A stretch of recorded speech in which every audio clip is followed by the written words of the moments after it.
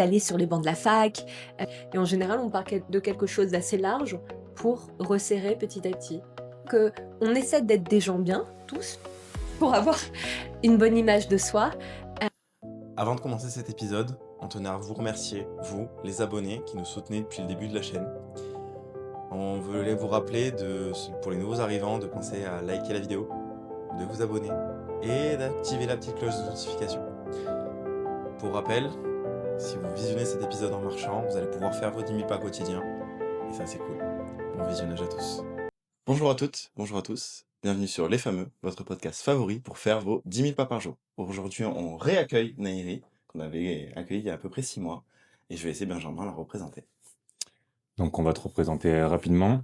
Aujourd'hui, du coup, on a le plaisir de t'accueillir. Donc, Nairi Boudet, sexologue et thérapeute de couple. Pour ceux qui t'ont pas découvert lors du premier épisode, on mettra l'épisode en description. Donc, Nairi t'accompagne en visioconférence ou directement dans ton cabinet, que ça soit sur Sisteron ou sur Gap. Donc, t'accompagnes des problématiques liées à la vie affective et sexuelle. Ton approche est bienveillante, professionnelle et centrée sur la compréhension de soi, du couple et la dynamique relationnelle et la communication. En parallèle de tes consultations, tu fais également des conférences. Oui, Tu as lancé ton propre podcast et tu essayes de cultiver un équilibre personnel en pratiquant quasiment quotidiennement du sport. Donc aujourd'hui, on va faire un épisode 2 en toute authenticité comme le premier. Et si tu veux rajouter des petites choses dans la présentation, ta carte blanche. oui, avec grand plaisir. Eh bien, depuis, j'ai passé ma formation pour devenir praticienne EMDR. On en reparlera peut-être ou pas au cours de cet entretien. Donc ça en fait environ une petite année qu'on ne s'est pas vu entre le tournage du premier et aujourd'hui. T'as mis quoi en place, mis à part le MDR, depuis qu'on ne s'est pas vu? Est-ce que tu as évolué en termes de pratique? C'est quoi un petit peu le bilan? Oui, en fait, ma formation en EMDR a complètement révolutionné même ma vision de la thérapie puisque l'EMDR, donc pour présenter, c'est pour, E donc pour, eye, M pour movement, D pour desensitization, donc désensibilisation et R pour reprocessing, donc reprogrammation et c'est une technique qui est issue des neurosciences. Et en fait, du coup, le fait de faire une immersion dans les neurosciences, pour moi, ça a été passionnant de comprendre le fonctionnement du cerveau, aka le, système nerveux, autonome et enfin ça a complètement bouleversé, en fait, ma compréhension des émotions, du stress et des traumas surtout puisque le MDR est une technique, qui permet, de traiter les traumas. Donc si je dis pas de bêtises, c'est une méthode qu'on retrouve pas mal aussi avec les psychologues, ce genre de choses, Mmh. et qui est une forme d'hypnose. Non, c'est différent de l'hypnose. Après, je suis trop peu calée en hypnose pour pouvoir t'expliquer en quoi c'est une différence. Mais en effet, les psychiatres et les psychologues, pratiquent également, le MDR. Par exemple, je sais que, à l'hôpital La Véran à Marseille, pour les militaires qui souffrent de troubles de stress Mmh. post-traumatique, il y a des psychiatres qui pratiquent le MDR. Enfin, c'est d'ailleurs, en fait, une méthode qui a été initiée au départ pour traiter les soldats qui revenaient de la guerre du Vietnam, et qui souffraient de troubles de stress post-traumatique. Donc en gros, des personnes qui sont sans cesse, heu, ramenées au trauma et qui, du coup, n'arrivent plus à vivre normalement et qui craignent, tout ce qui est bruit fort, donc je peux recevoir, à mon cabinet aussi des personnes qui, ne supportent pas les cris. Mais même les cris de leurs propres enfants, tellement ça les ramène en fait à ce qu'ils ont vécu sur le terrain. Et au jour d'aujourd'hui, du coup, cette pratique, tu en es où? Tu te formes encore? Tu l'exerces au sein du cabinet? Il y a 2 volets de la formation. Il y a le MDR 1 et EMDR 2. Donc moi j'ai été formée au «trauma simple» entre guillemets, et des gros guillemets parce que ça veut pas dire qu'il est facile à vivre et parce qu'il y a les traumas simples et les traumas complexes. Donc la formation niveau 1, c'est pour les traumas simples et la seconde formation, c'est, pour les traumas complexes et j'envisage de la faire peut-être plutôt l'année prochaine puisque cette année, je suis déjà repartie dans les études pour faire un DU, donc un diplôme universitaire à l'université de Grenoble. OK. En quoi ça consiste? Eh bien, le titre même de la formation, c'est, «Violences verbales et médiation en situation professionnelle». Donc, une manière en fait de revenir aussi un petit peu à mes premiers amours, puisque j'aurai des cours d'anthropologie et de sociologie pour, comprendre de quoi il s'agit quand il y a des relations de pouvoir, l'importance du pouvoir des mots, en fait aussi. Comment, et enfin, il y aura aussi donc des cours de linguistique pour pouvoir venir interroger en fait les mots que les personnes choisissent d'utiliser lorsqu'elles sont dans des situations conflictuelles et ou lorsqu'elles essaient de communiquer et il y aura voilà, une approche de, la fameuse, communication non violente dont tout le monde parle aujourd'hui, voilà. Du coup, tu pardon, du coup, tu sors du schéma thérapeute de couple pour aller sur, plus professionnel ou pas du tout? Non, non, non, Donc je ça je reste reste, dans le côté, enfin, moi, j'ai vraiment très envie de continuer à exercer, au sein de mon cabinet, mais en fait, j'adore avoir, des nouveaux projets en tête et je pense à aujourd'hui, ce qui est important pour moi. Je pense aussi que c'est important de continuer à se former, heu et moi, enfin, voilà, enfin, je viens du milieu universitaire et donc forcément, ça me parle en fait de recôtoyer, enfin, des personnes, d'aller sur les bancs de la fac, d'avoir des profs, La soif des d'apprentissage, quoi. universitaires, voilà, avec lesquels interagir, qui sont dans la recherche, qui enfin voilà, donc tout ça, ça m'excite de ouf et donc du coup, ça me permet de continuer à évoluer déjà mentalement au présent et évidemment, j'envisage peut-être un jour, mon petit rêve, je ne sais pas si si j'irai, au bout de celui-là, mais peut-être travailler avec le monde de la justice, voilà, en tant qu'experte auprès des tribunaux, au niveau de la médiation, voilà, c'est encore un petit peu flou, mais en fait, je commence à poser des bases aujourd'hui, au niveau de la formation pour, avoir des idées et peut-être définir, une autre approche plus tard.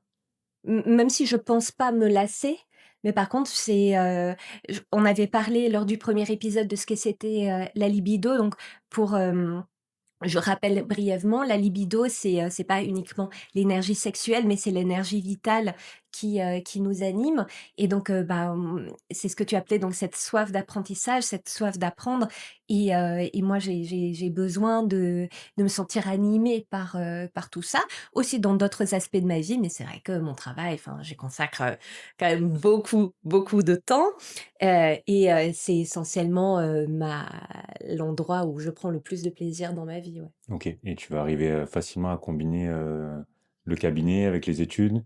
Tu es obligé de te déplacer, sans cesse à Grenoble? Comment ça se passe un peu? Bah, là, les cours en présentiel commencent, en mars, mais oui, forcément, je stresse un peu parce qu'il y aura 3 4 jours à Grenoble et ben, après, on sait ce que c'est, quoi. Quand on revient de formation, ça veut dire que, les créneaux au cabinet sont bookés.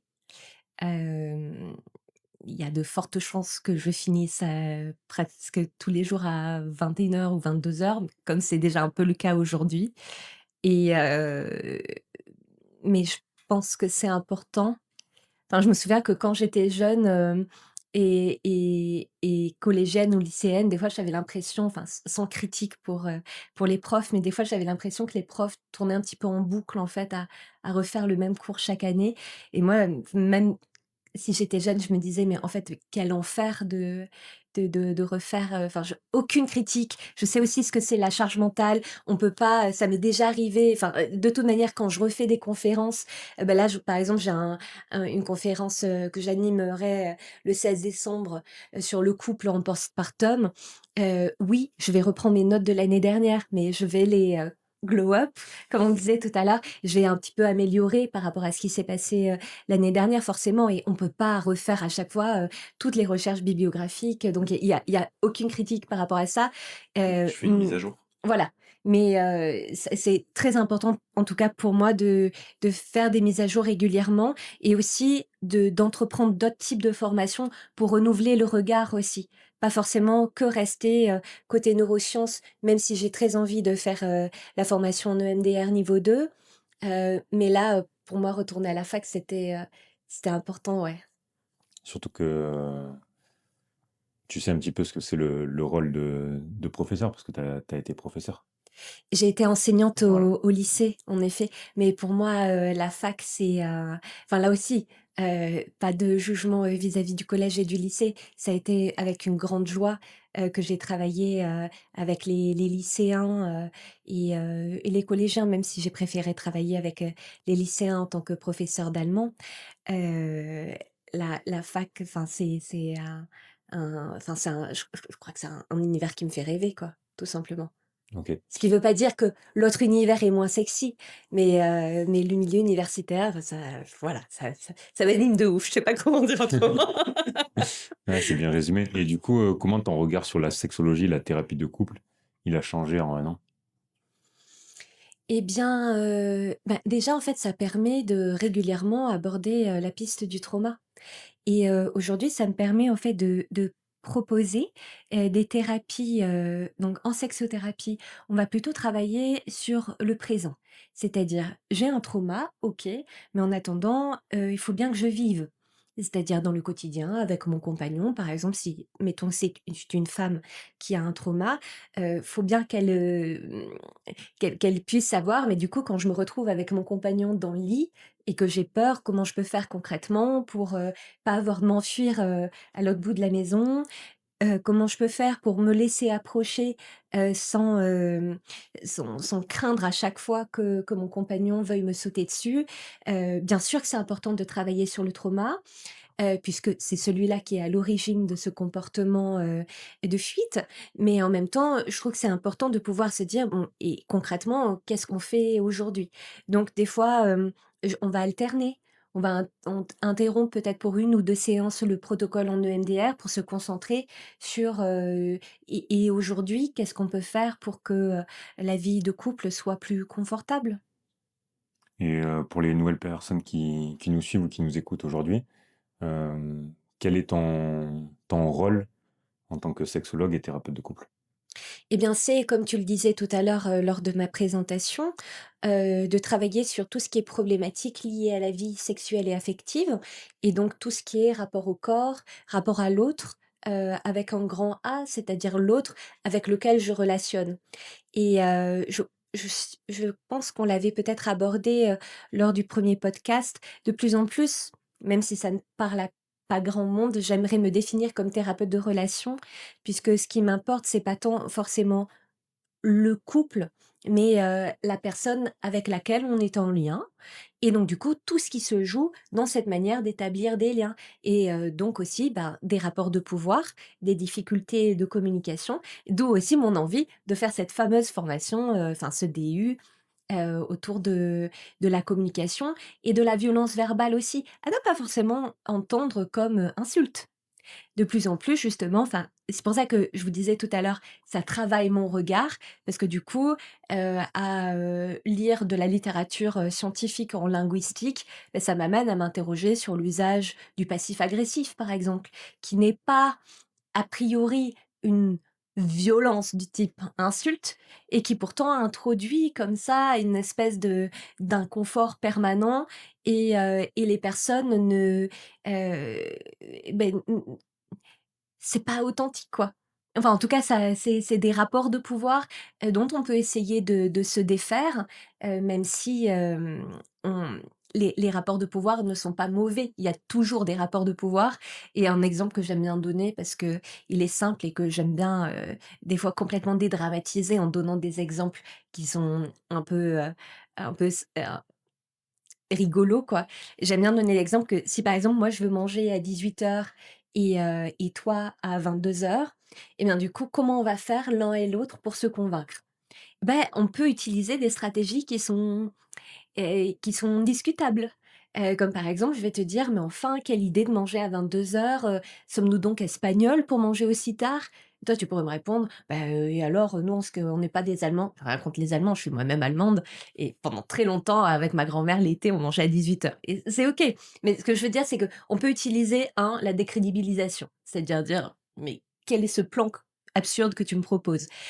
On peut, 2, essayer, de faire changer d'avis l'autre en attisant sa compassion: «Oh mais j'aimerais tellement que tu puisses manger avec moi à 18h, moi j'ai tellement faim» et cetera. Mais ça, c'est des rapports de pouvoir. Mmh. Mais il y a rien de méchant.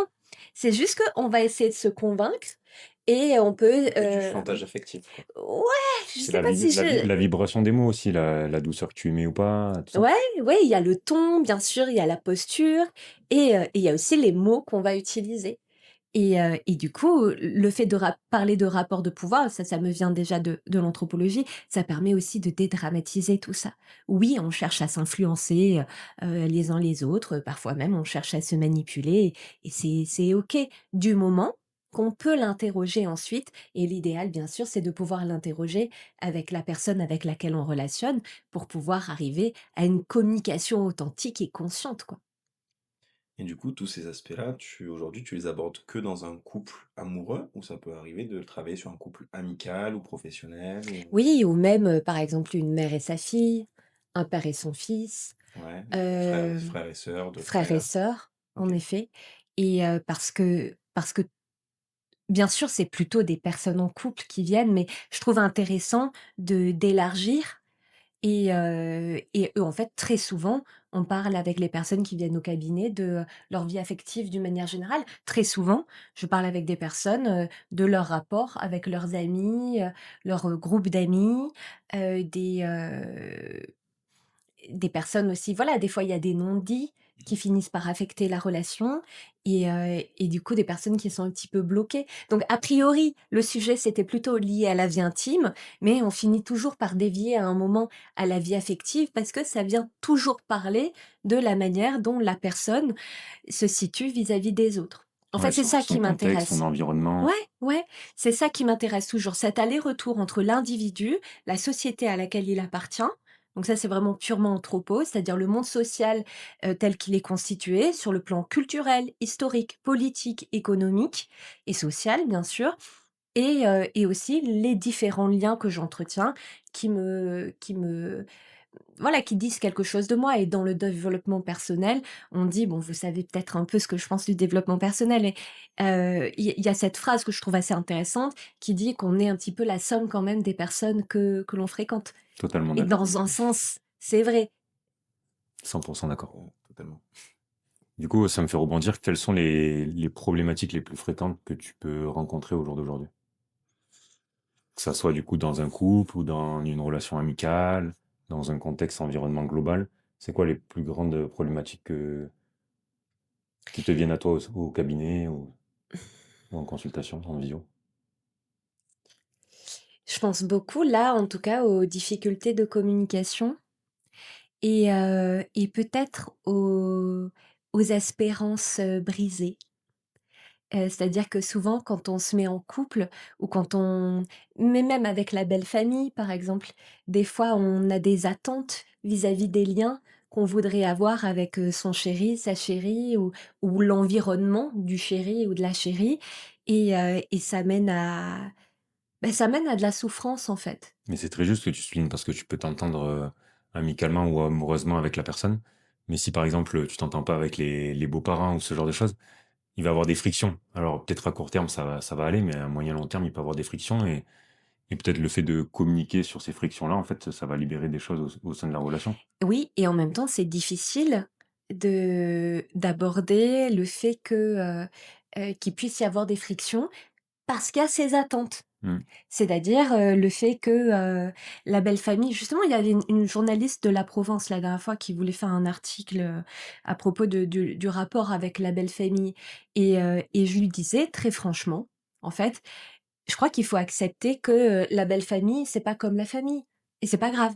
On peut essayer justement, peut-être plutôt partir de ce postulat-là, Mmh. c'est-à-dire que à la base, ben, on n'a pas grandi ensemble, on n'a pas forcément les mêmes valeurs, mais du coup, comme il y a pas ces attentes-là au départ, que ça aille de soi, qu'on s'aime, et bien à ce moment-là, on va plutôt se dire: «OK, le lien, il ne va pas de soi, du coup, comment on peut le construire pour qu'on soit l'un et l'autre à l'aise?» Sans partir avec cet a priori positif qui souvent, bah, mène à ces déceptions et voire, comme tu disais, à des frictions et des personnes, par exemple, je pense à des personnes avec lesquelles je travaille, voilà, où le lien avec, la famille de monsieur, par exemple, est complètement coupé et bien sûr, dès qu'il y a des enfants, ben, voilà, c'est-à-dire à qui appartient l'enfant? Et ça il y a un peu ça aussi, cette logique un peu de possession qui conduit, chacun des fois dans les familles à dire, quelle est selon eux, la meilleure manière d'élever un enfant. Ce que je comprends. Enfin, je veux dire, il y a rien de plus humain que de penser que ce qu'on pense est juste. Et ça aussi, j'essaie de le déconstruire en thérapie, quoi. Enfin, penser que, j'ai raison et que la manière dont je fais la vaisselle ou dont je relationne, c'est la meilleure, mais évidemment. Et par contre, ce qu'il faut se dire, c'est que l'autre pense également pareil. Donc du coup, comment on peut questionner ensemble? C'est ça l'idéal, en fait.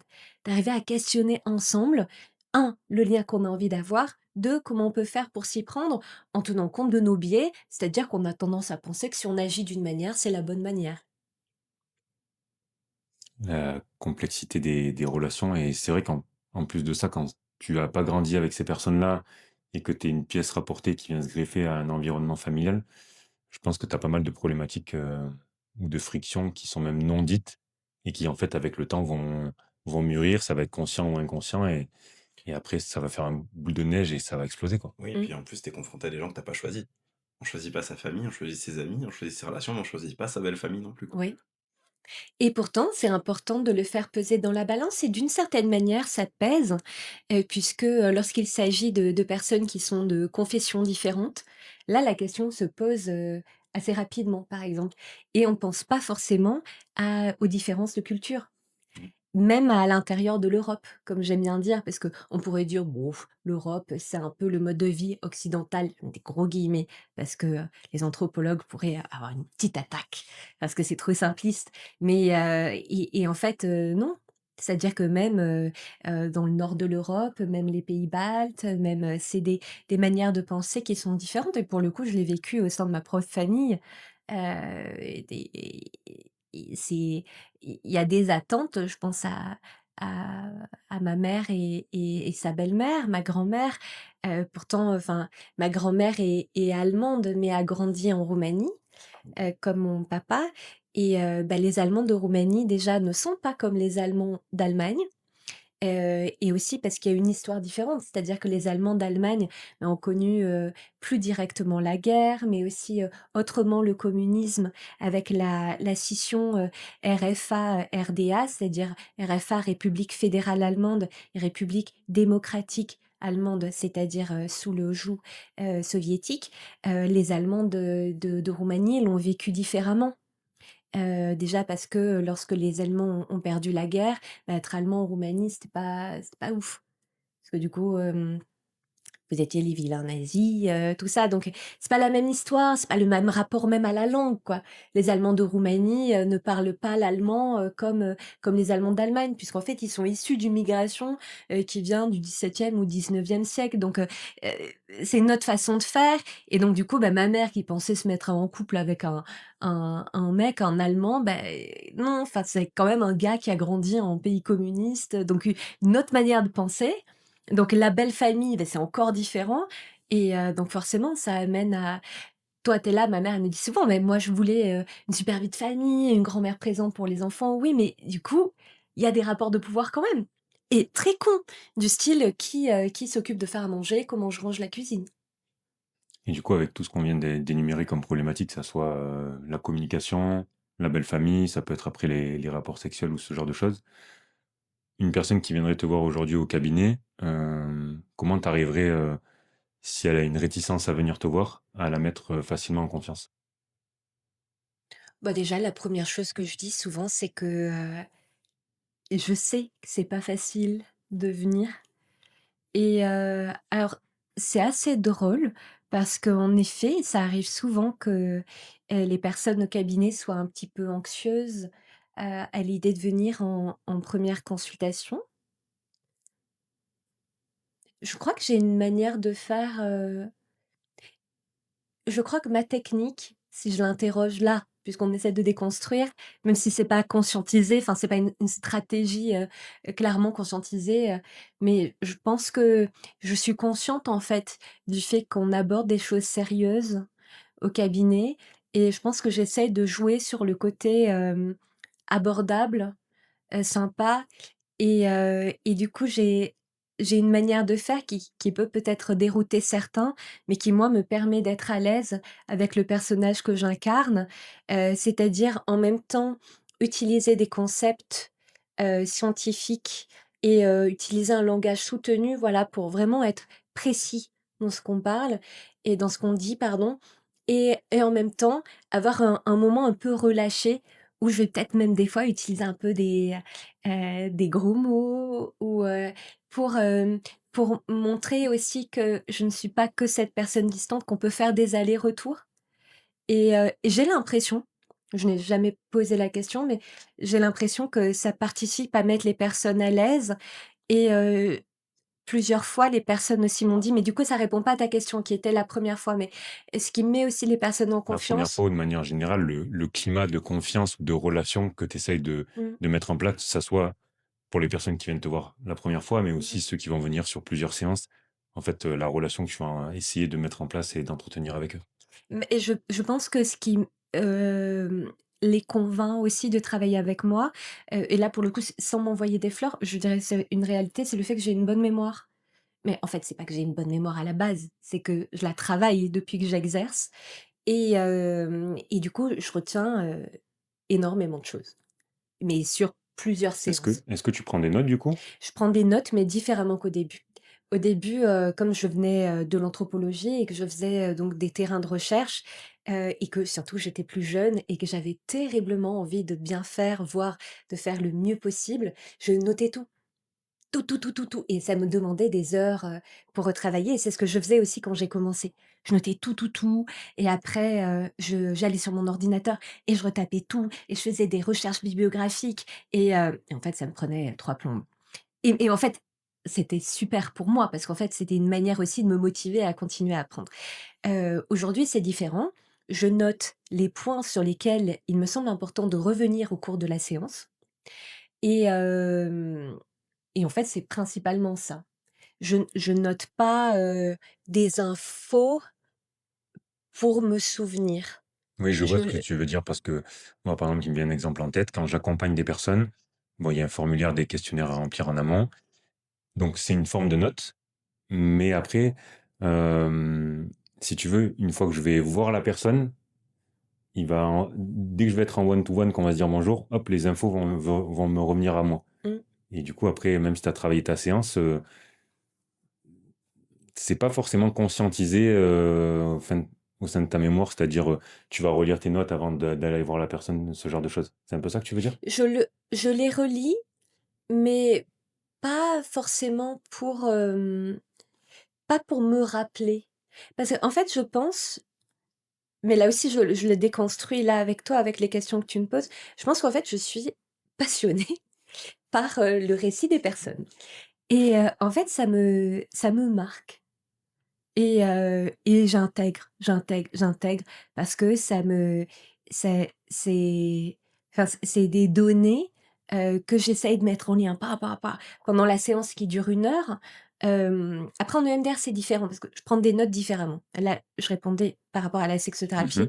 ou la thérapie de couple. Mais, je je pense, voilà, que en fait, je suis tellement absorbée que ça me pénètre et heu et du coup et tu m'avais aussi posé la question la dernière fois, mais et quand la séance est finie?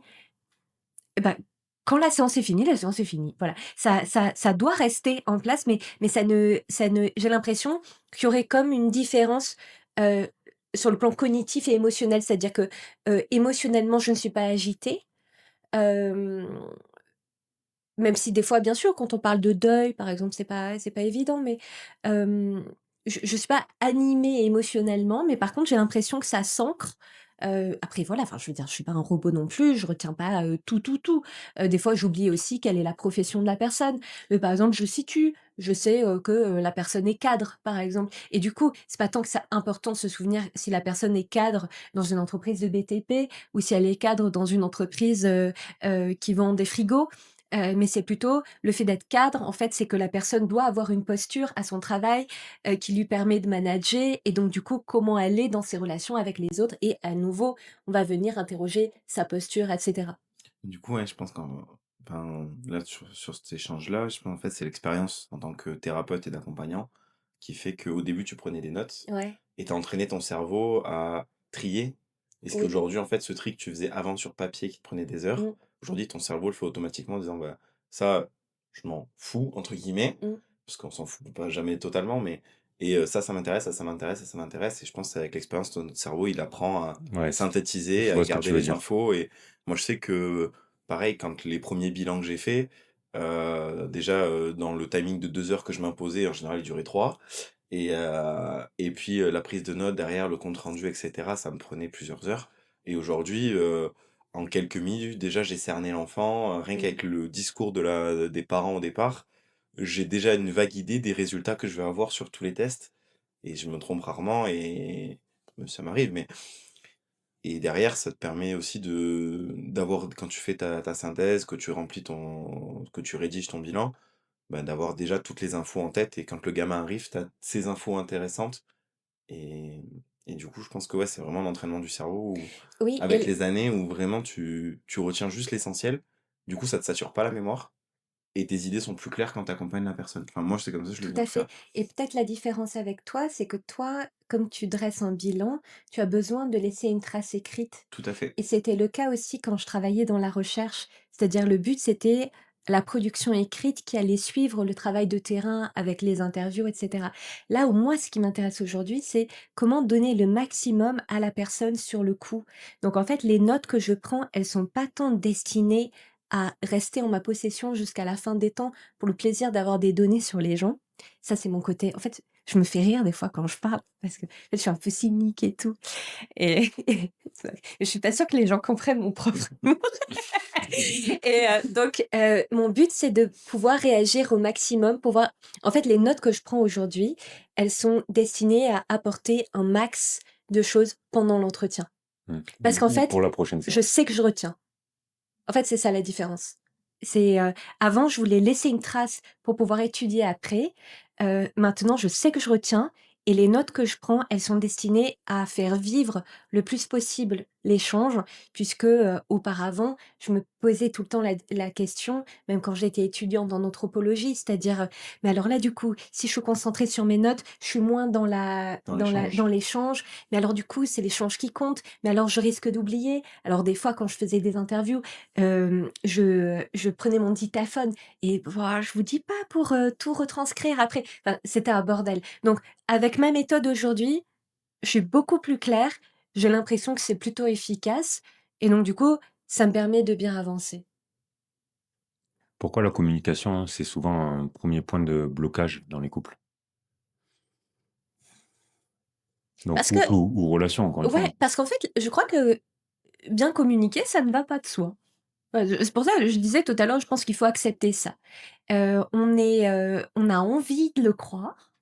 On a envie de se dire: «Ah, parce que j'aime la personne, parce que je la désire, ça va être simple et tout» et donc on se fait, avoir par la lune de miel amicale, enfin, lune de miel relationnelle, hein, c'est pas Mmh. que en amour, et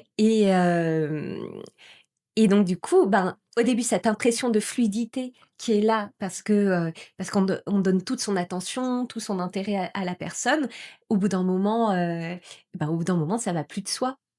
Et donc du coup, on commence à avoir un peu des attentes déçues du style: «Oh ben quand même, étant donné tout ce que j'ai fait pour cette personne, je me serais attendue à ce qu'elle fasse ceci ou qu'elle dise cela». Tandis que si on part du principe que rien ne va de soi, eh bien, on commence à élaborer sur le coup et ce que j'aime bien proposer, souvent c'est, des petits bilans. C'est-à-dire, où on en est de la relation aujourd'hui. Sans parler forcément d'amour ou quoi, mais comment on s'est liés? Qu'est-ce qui se passe aujourd'hui? Quelles sont les émotions qu'on partage ou qu'on partage pas? Et ça permet de créer ce lien authentique.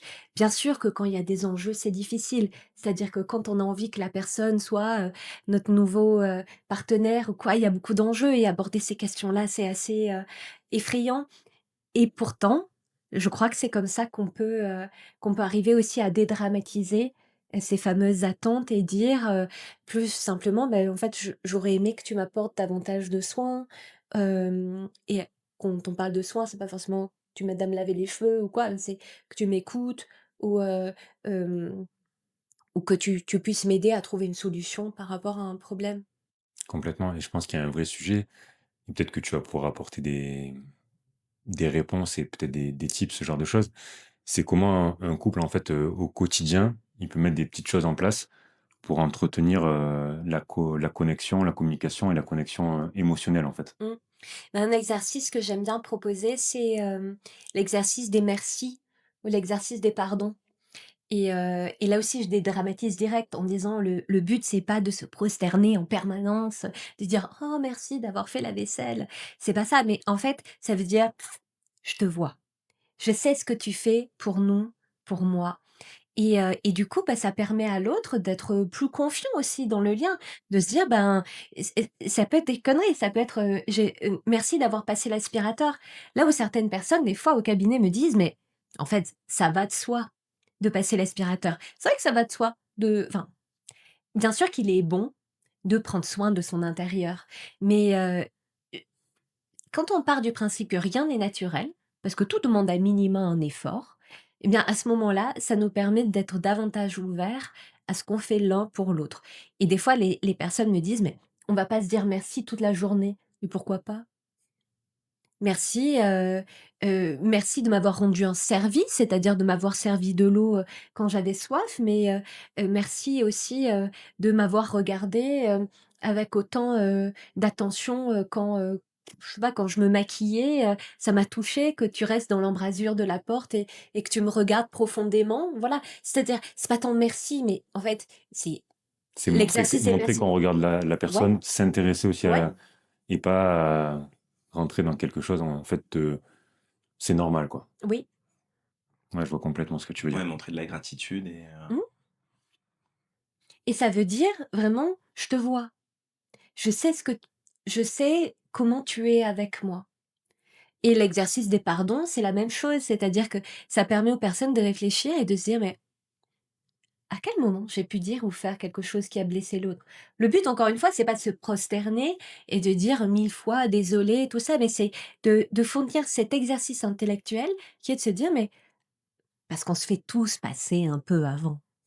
Et il y a pas de problème et on reviendra peut-être sur ce qu'est l'amour et cetera plus tard, mais des fois, lorsque je me fais passer avant, bah, je suis un peu négligent vis-à-vis des émotions de l'autre et donc du coup, cet exercice du pardon, j'aime bien l'idée de proposer 1 à 2 fois par semaine, bah, c'est de se dire au cours de la journée: «Mais à quel moment j'ai pu faire ou dire quelque chose qui a pu heurter l'autre? À quel moment est-ce que j'étais tellement concentrée sur moi que je n'ai pas pris en compte l'autre et à quel endroit ça pouvait le heurter?» Peut-être que ça ne l'a pas heurté d'ailleurs, mais ça permet à la personne de réfléchir sur sa posture et l'autre fait de même et donc du coup, ça initie un petit échange qui doit pas durer 3 heures, hein. Moi, j'aime bien proposer de toute manière, si tous les jours on arrive à avoir un échange authentique, c'est-à-dire pas juste, «Est-ce que, tu as mis, heu, le linge à la machine à laver?» ou «Est-ce que tu as fait les devoirs avec les enfants?» mais si tous les jours on arrive à avoir 1/4 d'heure, 20 minutes max de véritable interaction profonde, c'est parfait. Non, c'est trop fort, et puis quand tu arrives à tout simplement, faire remarquer, gentiment, «Je te remercie d'avoir fait ceci Mmh. ou cela, ou d'avoir pensé, ou d'avoir anticipé». En fait, je trouve que ça te coûte pas grand-chose déjà de le dire, et hormis ça, ça crée, une complémentarité. Tu vas te sentir un peu en union, au lieu de chacun être, dans son espace et chacun de son côté, donc ouais, je trouve ça très fort. Mais justement, pour les personnes parfois, ça coûte parce que du coup, mais l'autre, il me remercie jamais, quand je fais le lit. Parce que et pourquoi moi je devrais le remercier? Tu vois? Des fois, il y a un petit peu cette logique et c'est pour ça que, ben, quand je travaille avec des couples, c'est super de pouvoir l'aborder cash avec le couple et de dire, ben, en fait, forcément, à un moment, il y aura peut-être une asymétrie, mais bon, si vous voulez avancer ensemble, il faut bien qu'il y en ait un qui se dise: «Bon, bah, commençons maintenant» et du coup, je commence. Ouais, puis peut-être l'autre, en fait, il va peut-être pas avoir le déclic tout de suite de le mettre en place, mais peut-être que sur plusieurs jours, plusieurs semaines, le fait de l'entendre, ça va lui faire du bien et il va se dire, en fait, moi, je vais essayer aussi de lui faire du bien parce que en Mmh. soi, ça coûte pas grand-chose. Donc on va essayer de se faire du bien mutuel juste en dialoguant hein, et par la parole et le fait de regarder l'autre et de voir ce qu'il fait pour toi, en fait. En Ouais. effet. Par mimétisme social, ça peut être très très fort comme impact. Mmh. Que ce soit dans le couple ou dans l'amitié, voir que l'autre essaie de faire mieux, de se dire bon bah je vais essayer de mettre ma petite pierre aussi pour essayer de Oui. monter tout le monde, quoi. Mmh. Donc ouais, c'est chouette. Donc on a déjà un petit peu répondu, mais selon toi, qu'est-ce qui fait un couple, il est durable au jour d'aujourd'hui et qu'est-ce qui va faire qu'il va durer dans le temps? Bah, c'est essentiellement, une bonne communication et le fait de faire des points réguliers sur à propos de ce qu'on recherche ensemble. Et là aussi, j'aime bien dédramatiser. Je dis aux personnes, c'est ni l'amour, ni le désir sexuel, qui font que les couples se maintiennent. C'est vraiment davantage le fait de pouvoir faire équipe de manière efficace et de s'entendre à propos de ce qu'on recherche ensemble. Ça ne veut pas dire que l'amour et le désir ou le partage de relations sexuelles, sont à proscrire. Mais en tout cas, c'est pas ça qui fait qu'un couple tient sur la durée, si tant est qu'on trouve que les couples qui durent sur la durée, sont, les meilleurs. Oui, c'est sûr qu'après il y a pas de durée, spécifique pour être heureux et passer une bonne étape de ta vie, en totale, harmonie. Mais c'est vrai qu'il y a tellement un phénomène social où on se dit: «Ouais, les couples, anciens qui arrivaient à durer» Mmh. en fait, quelle est la méthode? Quelle est la recette? Et en fait, on se rend compte qu'il y en a pas forcément. Mis à part le fait de vraiment penser à l'autre, communiquer et pas avoir simplement ce côté, attractif, charnel, ce genre de choses. Bah, renouveler son regard sur l'autre et c'est là qu'en fait le travail sur les merci et sur les pardons, ça permet en fait de rien, hem, de s'apercevoir que rien n'est acquis. Puisque c'est ça en fait Ça, c'est souvent qui sûr. vient poser problème au couple sur la longue durée, comme on le disait tout à l'heure, c'est-à-dire de partir du principe que ça va de soi. Mais non, never, ça va jamais de soi et particulièrement sur le long terme aussi puisqu'on évolue en permanence. Mmh. Et donc, et ça permet de se regarder autrement et bien sûr, peut-être l'exercice le plus délicat, c'est de l'autre, là où j'ai l'impression de le connaître totalement, y compris corporellement, y compris dans sa manière de prendre du plaisir ou de désirer, bah, de continuer à interroger, ce qu'on pense savoir de lui. C'est-à-dire que, ben, l'autre évolue aussi, en fait et la nature de ses désirs ou de sa manière de prendre plaisir, elle évolue aussi. Oui, en fait, ça peut être, par exemple, on attaque une nouvelle année, qu'est-ce que tu aimerais entreprendre? Qu'est-ce que tu aimerais faire sur cette nouvelle année? Est-ce qu'on peut faire des choses ensemble? Est-ce qu'on peut faire un voyage? Est-ce que tu as envie de monter un projet? Ce genre de choses et faire des bilans réguliers comme ça? Ouais, ouais, ça c'est la version pratique, mais en fait, ça peut aussi se faire, de manière, tout à fait, informelle. Par exemple, en couple, mais j'invente là, par exemple, enfin, je prends un peu des situations cliniques et c'est un Mmh. petit remix. Mmh. Une personne, par exemple, qui dirait: «Bah, j'aime beaucoup cette amie». Une fille, par exemple, qui dit, «J'aime beaucoup cette amie-là, je l'adore, elle dégage quelque chose de particulier pour moi» et donc le compagnon qui va dire, «Ah bon, est-ce que tu penses que tu pourrais être amoureuse d'elle?» Un couple qui n'a jamais envisagé ni, couple libre, ni, rapport, avec des personnes de même sexe et cetera et du coup, madame dit: «Bah oui, peut-être que je suis amoureuse, mais je sais pas trop dans ce contexte ce que ça veut dire» et du coup, bah, monsieur peut demander: «Mais est-ce que tu éprouves du désir sexuel?» et madame peut dire: «Oui» ou «Non» et on peut s'interroger ensemble, tu vois? Ça ramène pas forcément à une discussion concrète, c'est dire: «Est-ce que Mmh. tu as déjà éprouvé du désir pour une personne du même sexe que toi?»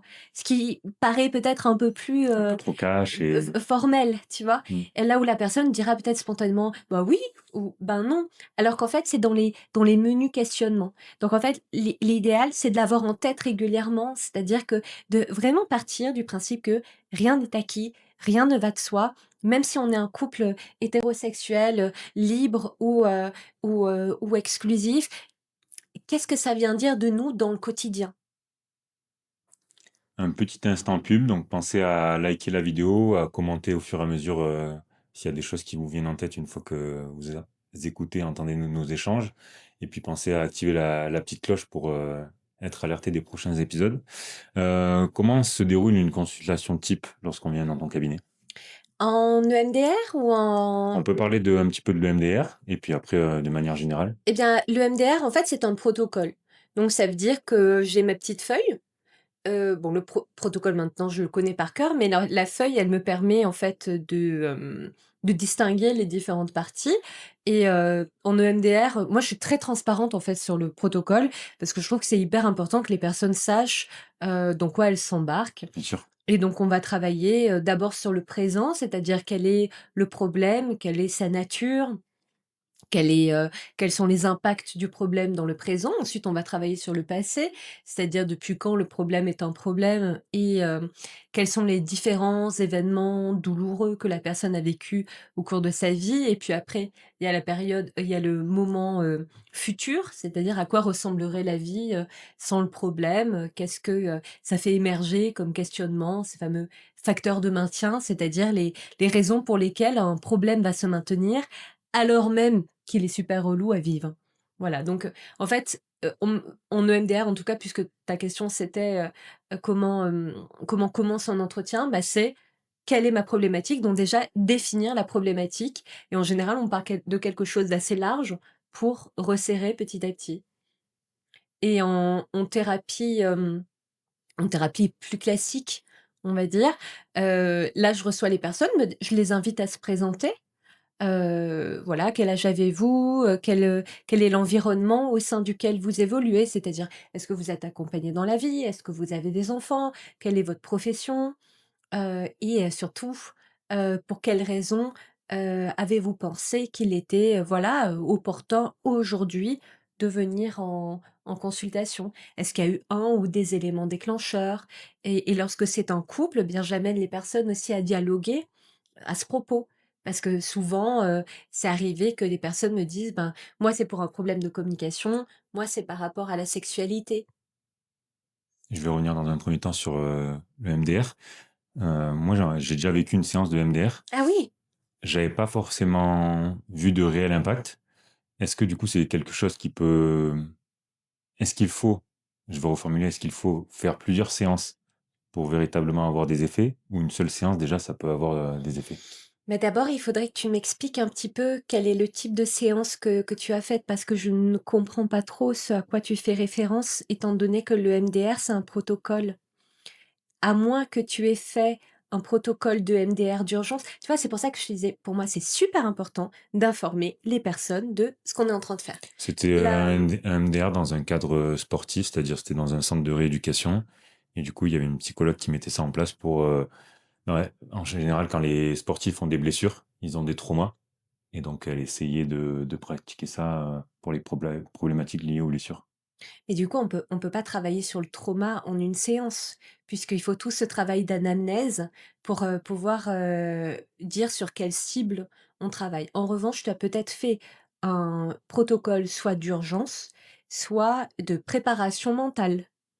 Moi, j'en ai déjà fait avec des sportifs. Il s'agit d'aller visualiser le lieu sécure, s'ancrer, dedans, envisager quelles peuvent être les situations problématiques, mobiliser le lieu sécure, c'est-à-dire un lieu que l'on visualise, au sein duquel on se sent libre, et en sécurité et à ce moment-là, s'entraîner à mobiliser cette visualisation dans des situations qui nous semblent inconfortables a priori. Mmh, Est-ce que là, c'est ça que tu as fait? non, là, c'était vraiment lié au trauma de la blessure, c'est-à-dire comment on vit la blessure, comment on va essayer de rebondir, mentalement avec la blessure. Est-ce qu'on la vit bien? Est-ce qu'on la vit vraiment est-ce qu'on fait limite une dépression? Ce genre de choses. Je ne souhaite pas déprécier le travail d'un collègue. On peut imaginer aussi que dans certaines institutions, il n'y a pas forcément les moyens d'entreprendre un travail sur le long terme.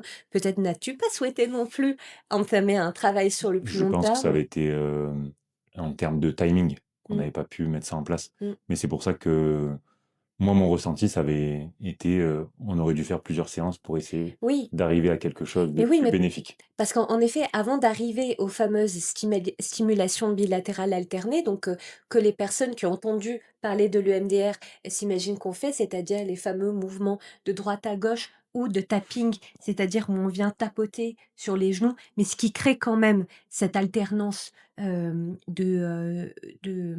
qu'en fait, le but de l'EMDR, en fait, c'est de stimuler, les yeux des personnes et en les faisant aller de droite à gauche pour traiter les informations douloureuses. On y reviendra peut-être, mais ce que je veux dire par traiter, c'est-à-dire que lorsqu'on est face à un événement inconfortable ou traumatique, en fait, les pensées ne vont pas être traitées, c'est-à-dire enregistrées par le cortex préfrontal, qui est cette partie du cerveau qui nous permet d'être dans l'analyse.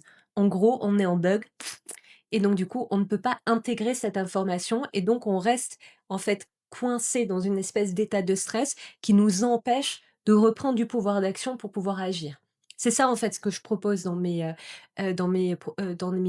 thérapies EMDR, c'est en fait permettre à la personne de dépasser ce niveau de blocage pour à nouveau reprendre, du pouvoir sur ces situations auxquelles elles sont confrontées. Donc soit la situation passée qui a été traumatique, mais aussi les situations du présent, puisque si le trauma est là, il m'atteint aussi dans le présent.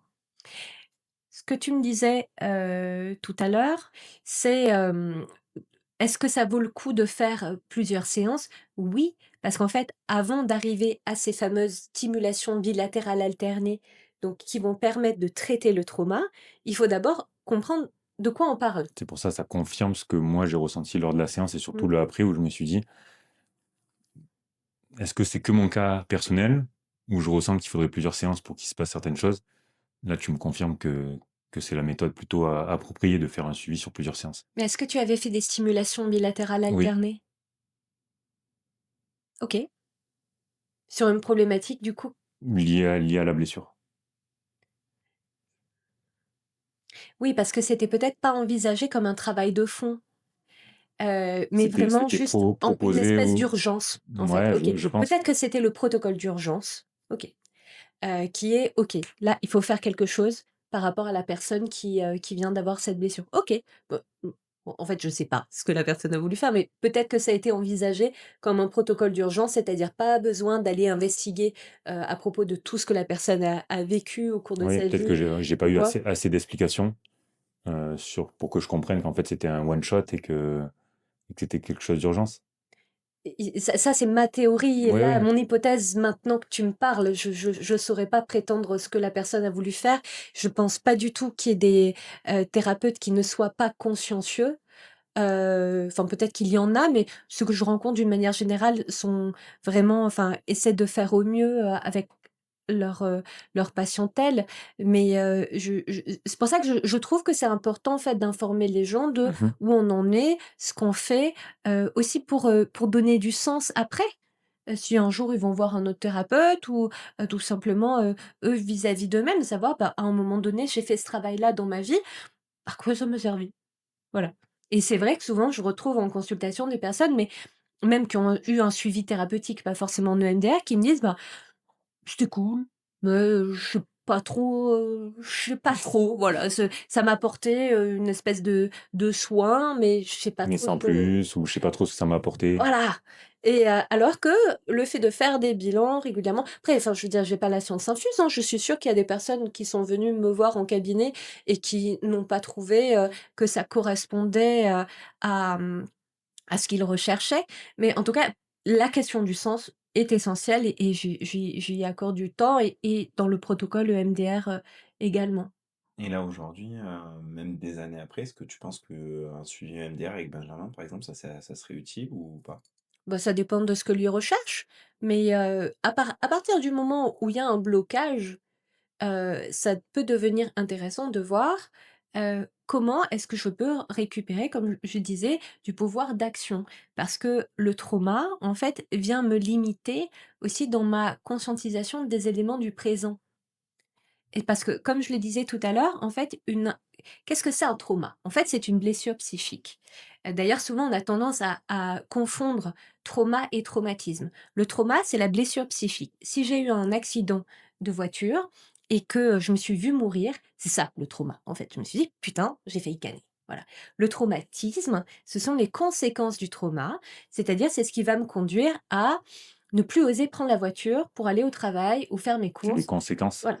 alors même que j'ai plus rien à bouffer à la maison. Après, dans le langage courant, moi aussi, je dis traumatisme parce qu'on n'écrit pas une thèse, tous les jours, quand on parle avec les gens. Mais donc voilà la différence. Le trauma, ça fait que, régulièrement, tu es rappelé à cet événement, déjà parce que tu es confronté au traumatisme, Ça si serait tu quoi, par exemple, une personne qui peut avoir des flashbacks? par exemple, ou tout simplement, par exemple, une personne qui a été, agressée, dans une situation dans laquelle elle se pensait en sécurité. Donc tout est là, tout est bien, je suis en sécurité émotionnelle, tout va bien. Et puis non, il y a eu agression, c'est-à-dire il y a eu effraction. Et c'est une personne, par exemple, qui va avoir des difficultés d'endormissement. A priori, pas de lien, me direz-vous. Pourtant, le fait de s'endormir, c'est donc lâcher prise, c'est, se relâcher corporellement, accepter aussi de sombrer, voilà, dans un état où on n'est pas en pleine maîtrise de son corps et de ses Ouais, il faut sensations. être en confiance. Voilà. Donc, en EMDR, qu'est-ce qu'on va venir travailler? Les personnes ne vont pas forcément te dire: «Mon problème aujourd'hui, c'est, ce souvenir qui me revient en permanence». Parce qu'elles font pas forcément le lien d'ailleurs. Elles vont dire: «Moi, mon problème aujourd'hui», donc ce fameux travail sur le présent, «c'est que j'arrive pas à m'endormir sereinement». Voire: «Mon problème aujourd'hui, c'est que j'ai des insomnies». Tu vois? Et après, tac, grâce à ce fameux travail d'anamnèse, on va comprendre quelles sont les manifestations du problème, c'est-à-dire comment le problème prend corps dans mon quotidien, quels sont les éléments déclencheurs du problème. Bon après voilà, je vais pas te dérouler tout le protocole parce que je veux pas avoir de problème avec, ceux qui proposent des formations, en EMDR, mais assez coûteuses.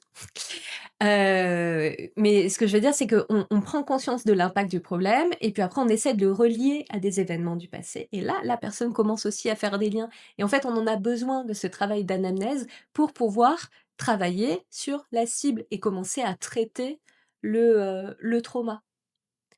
Parce que, ben, des fois, toi, tu vas dire: «Mon problème, c'est l'accident», mais en fait, l'accident a réactivé peut-être un trauma plus ancien. Qui était en fait une situation lors de laquelle tu t'es senti extrêmement vulnérable et je sais pas quel accident tu as eu, mettons que tu as eu peur de mourir, ça a pu te ramener à un trauma plus ancien lors duquel tu as senti que toute maîtrise de ta vie t'échappait. Ouais, ça peut faire ressurgir pas mal d'émotions et de sentiments à la personne. Oui et même, même un vécu douloureux. C'est-à-dire que lorsque je travaille avec des militaires, qui souffrent de troubles de stress post-traumatique, certes, il y a eu le contexte en OPEX, mais en fait, il y a eu aussi des fois un vécu avec, la violence. Sans dire qu'eux ont été violents, mais un environnement dans lequel ils ont baigné, Des choses qu'ils ont vues, entendues, par exemple, petit ou mmh, ou dans la rue.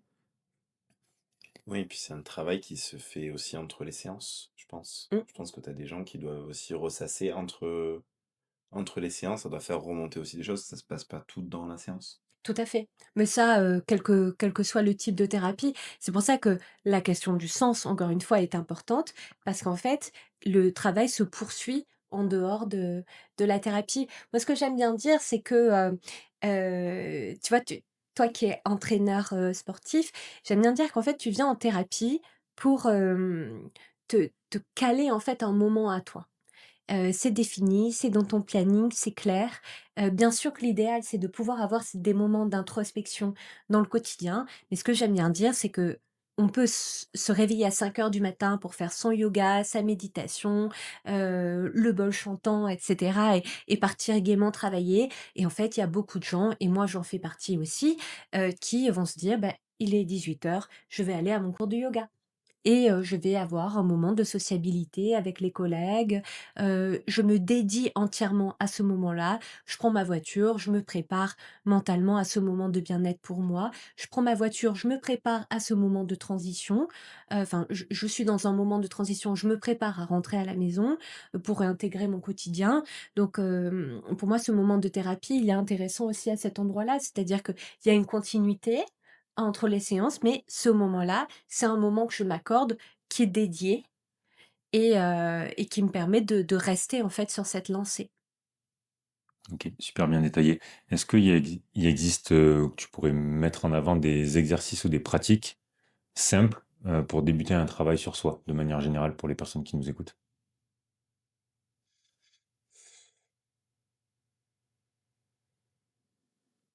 Pas facile cette question. Bah, je reviendrai à ce qu'on disait, considérer que rien ne va de soi et la seconde chose, c'est pas forcément du coup, partir du principe qu'on est quelqu'un de bien. C'est-à-dire qu'on peut tous avoir, des comportements qui vont, être interpellants pour un autre et on a tous besoin, comme je disais tout à l'heure, on a tous besoin on pense tous qu'on agit de la bonne façon. C'est normal. Sinon, en fait, c'est un biais cognitif, en fait. On pourrait pas faire quelque chose si on se disait en permanence mais sinon c'est une difficulté à passer à l'action et des fois on a des difficultés à passer à l'action, mais du coup, on peut pas agir, en fait, et mettre en même temps complètement en doute ce qu'on est en train de faire.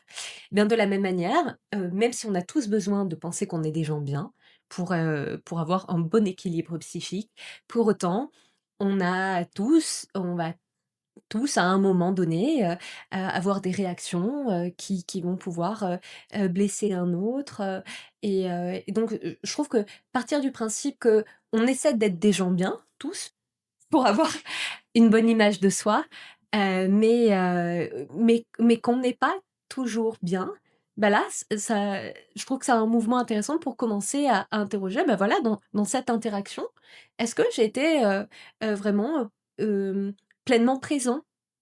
Lorsque, l'autre me demandait, du soin, c'est-à-dire de l'écoute, est-ce que j'ai pas fait une remarque trop facile? Et aussi tout simplement être attentif aux émotions de l'autre. En gros, accepter sa part sombre. Ouais, mais moi j'appelle pas ça une part sombre, j'appelle ça notre part d'humanité. C'est plus joliment dit. Mais c'est surtout qu'en fait c'est jugé. Tu vois? C'est comme si je dis, «Penser à moi, c'est égoïste». Mais en fait, tout le monde pense à soi, puisque tout le monde vise d'abord à la conservation de son être psychique et de son soi psychique et physique. Et une fois que je me sens suffisamment en sécurité émotionnelle, à ce moment-là, je peux être dans le don. Mais c'est là aussi où l'anthropologie, c'est intéressant, c'est-à-dire que ça permet de revenir aux bases, du don et du contre-don. C'est-à-dire que, c'est pas parce que je te fais un cadeau que je m'attends forcément à ce que tu me fasses un cadeau en retour, mais au moins un sourire ou un merci. Ça veut pas dire que je cours forcément après ton sourire et ton merci, mais je cours après si, j'ai envie de lien, avec toi. C'est pour ça que je te fais un cadeau. Mmh. Qui est un retour de chaleur, Oui, en donc fait. j'ai besoin que tu me montres aussi que tu as envie d'être en lien avec moi, en me disant merci, en me faisant un cadeau à ton tour, en m'invitant chez toi, en me montrant de l'attention, tout simplement. Donc se demander aussi: «Est-ce que je suis bien dans ma vie? Qu'est-ce que je recherche dans ma vie?» mais pas forcément pour faire des trucs concrets, c'est-à-dire est-ce que je dois initier ce projet-là, ce projet-là? Attention, hein, je suis pas contre le concret. Mais mais avoir aussi, voilà, ce moment réflexif sur comment est-ce que je suis dans mes relations? Mais pas juste est-ce que les autres me manquent de respect ou est-ce que les autres sont des personnes toxiques? C'est là aussi où le développement personnel, des fois, nous conduit à penser aux autres tels qu'ils sont avec nous, mais et moi? Et moi, est-ce que c'est pas que je suis une personne toxique, je suis contre l'essentialisation, mais est-ce que des fois, ouais, je peux pas être toxique? Du style, tu me dis, «Je suis pas très bien en ce moment, parce que, je me suis coupé les cheveux trop courts et du coup, ils vont mettre du temps à repousser» et que moi je te réponde: «Bah, tu sais Gaëtan, il y a des gens» en même temps, sans même être, dénigrante: «Mais enfin Gaëtan, ça va quoi, il y a des gens qui ont le cancer et qui se retrouvent chauves». Tu vas me dire: «Ouais, OK, bien sûr, c'est hard d'avoir le cancer». J'ai rien contre les personnes qui ont le cancer, enfin, je veux dire, je reconnais, c'est hard. Mais à un moment donné, le fait est que, toi, tu te sentais mieux avec une pilosité capillaire plus développée, ça te permettait d'avoir une meilleure image de toi et qu'aujourd'hui, avec les cheveux plus courts, parce que ton coiffeur s'est chauffé, et ben, ça te conduit à, voilà, à questionner cette image de toi. Tu te sens moins bien avec toi-même et donc du coup, tu me demandes du soin, en fait, en me disant: «Ça, tu me fais confiance?» Et donc, bah oui, je peux, balancer une phrase toxique dans le sens où je te ramène à ton problème en te disant, en gros, Ton problème, j'en c'est un petit problème, il sert à rien de se ouais, poser et plus. j'en ai un peu rien à faire, en fait. Et donc du coup, bah, ça abîme le lien. Je sais pas si ça répond à Oui, ta et puis toi, question? ça te rétrograde dans ton estime. Parce que du coup, après, je voulais faire le lien tu penses quoi de la confiance en soi pour être bien dans la relation, que ça soit amicale, amoureuse? Tu la placerais où, la confiance en soi?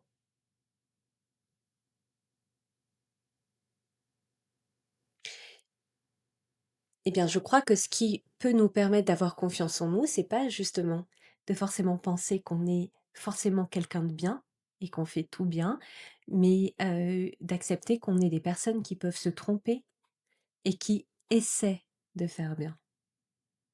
Je crois que c'est plutôt ça, qui nous permettra justement, bon, on veut pas forcément être dans le jugement, mais de pas être égoïste, dans le sens où on va pouvoir, continuer à essayer d'être dans des liens les plus authentiques possibles. Je crois que ça peut permettre d'avoir confiance en soi.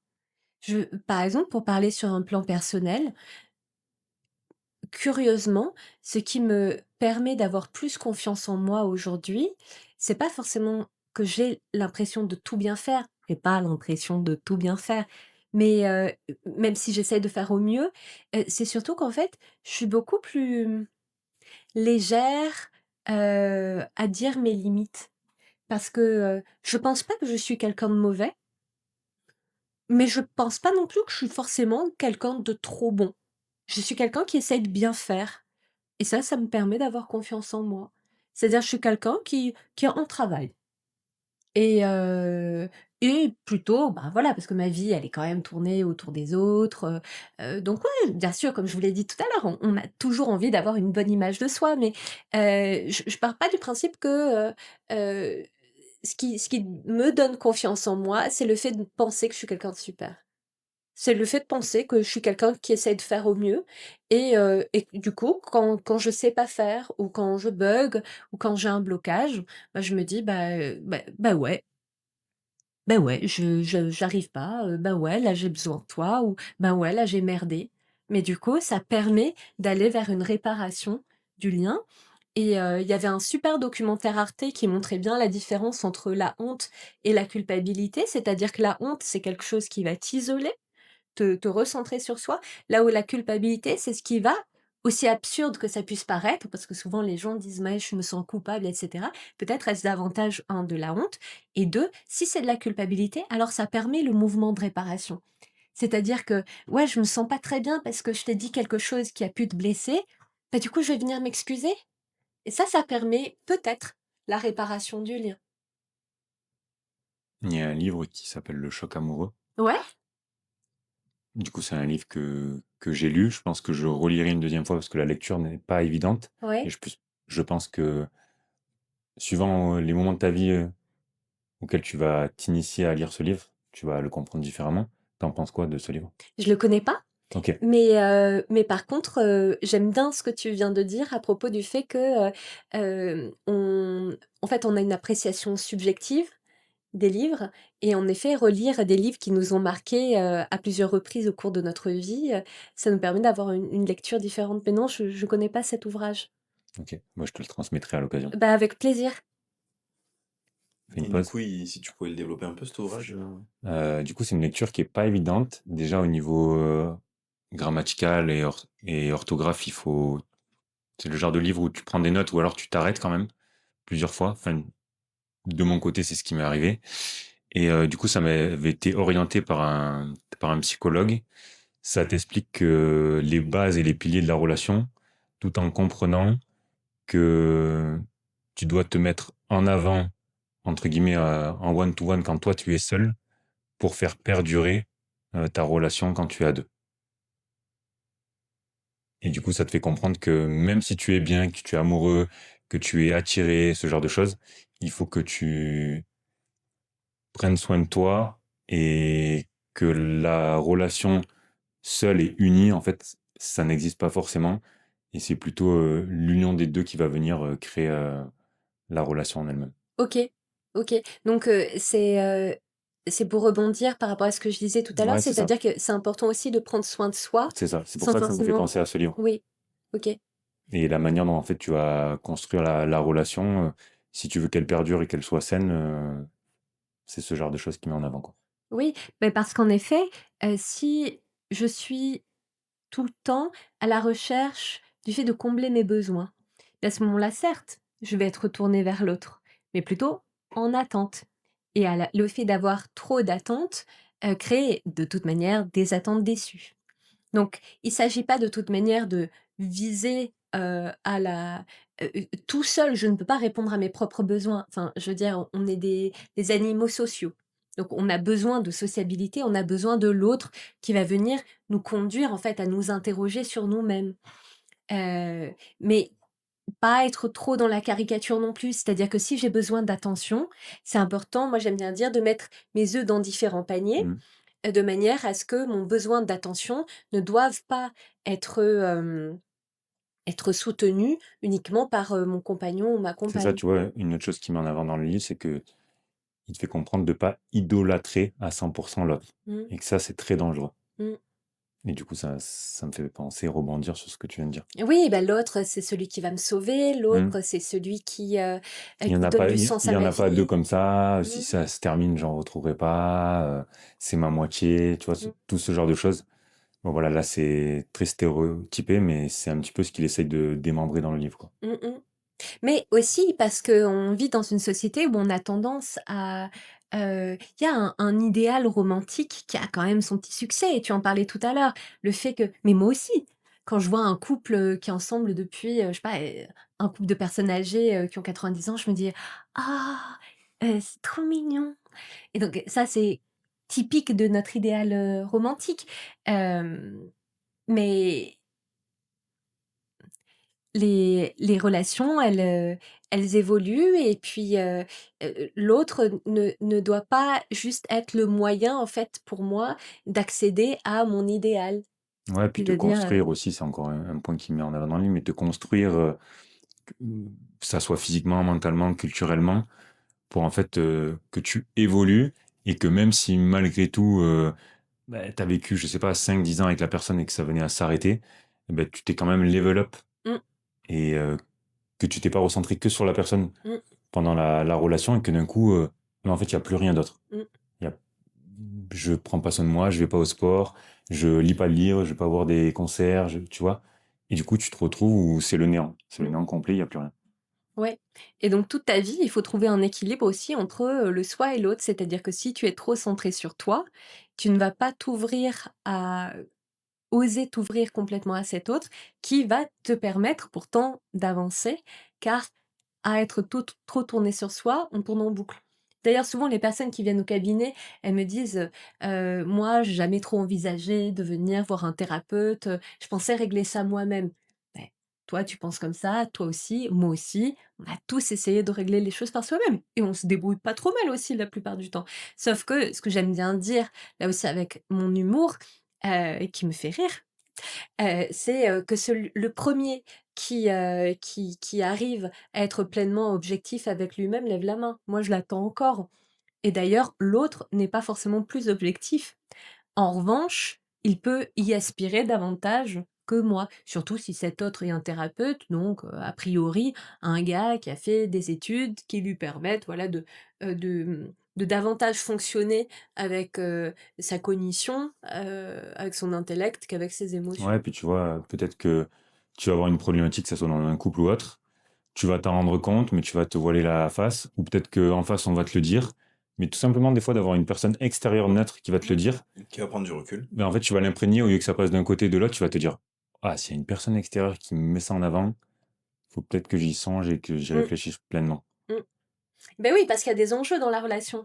Si toi tu me dis: «Mais Naïri, j'arrive pas trop, à ranger mon bureau» et moi, mettons on habite la même maison et on a un bureau pour toi, dans la maison et moi ça me fait chier que tu n'arrives pas à ranger ton bureau parce que des fois j'ai envie de faire des visios dans ton bureau et du coup je vais te dire: «Ben ouais Benjamin, bien sûr que tu as un problème avec le fait de ranger ton bureau, mais je suis pas complètement neutre, puisque du coup ça vient me poser problème aussi», tu vois? Donc et ça apparaît comme une problématique tout à fait triviale, Mais en vérité, il y a quelque chose de l'ordre de l'appropriation, par exemple. À qui est cet endroit? Qu'est-ce que c'est que prendre soin de soi? Qu'est-ce que c'est que prendre soin de l'autre? Tu vois? Et toutes ces questions-là, on peut les aborder, par exemple, en thérapie de couple, à partir d'un exemple aussi con et banal que, je n'arrive pas à ranger mon bureau. Donc, le thérapeute, il va pas forcément dire: «Oh mais c'est Benjamin qui a raison» ou «C'est Neyri qui a raison». Le thérapeute, il va dire: «Qu'est-ce que ça dit de votre relation?» Et si tu viens en thérapie individuelle, qu'est-ce que ça dit de toi, en fait, cette difficulté à ranger, à organiser ton espace là où tu travailles? On va mettre un petit peu en avant, du coup, les conférences que tu peux faire, les podcasts, tout ça. Du coup, c'est quoi qui te passionne le plus, à transmettre lorsque tu fais, par exemple, des conférences? Les sujets, que tu aborderais le plus et que tu aimerais transmettre? J'aime bien, ce qui m'intéresse beaucoup, en fait, c'est de travailler, sur, des sujets comme, les masculinités, et la féminité. C'est des catégories dans notre société qu'on a tendance à penser comme, allant de soi. Enfin, ça, c'est vraiment le travail de l'anthropologue de base, de toute manière, de toujours chercher à savoir ce qui se cache derrière les mots, tels qu'on a l'habitude de les, de les poser. Et en fait, souvent au cabinet, j'entends dire, «Oui, mais» des fois, des messieurs qui disent, ou des femmes qui disent: «Oui, je suis pas suffisamment féminine», ou des messieurs qui ont des questionnements à propos de leur, masculinité, mais eux ne vont pas le poser comme ça, en fait. Ça va être des questionnements à propos de la performance, sexuelle, à propos de, leur désirabilité dans le couple. C'est-à-dire: «Ma compagne ne souhaite plus avoir des rapports avec moi, mais peut-être qu'elle ne me désire pas, peut-être qu'elle, fantasme sur d'autres hommes, peut-être que s'il y a un autre homme qui passe, elle va se jeter sur lui» et donc du coup, ça leur donne une image, dépréciative d'eux-mêmes.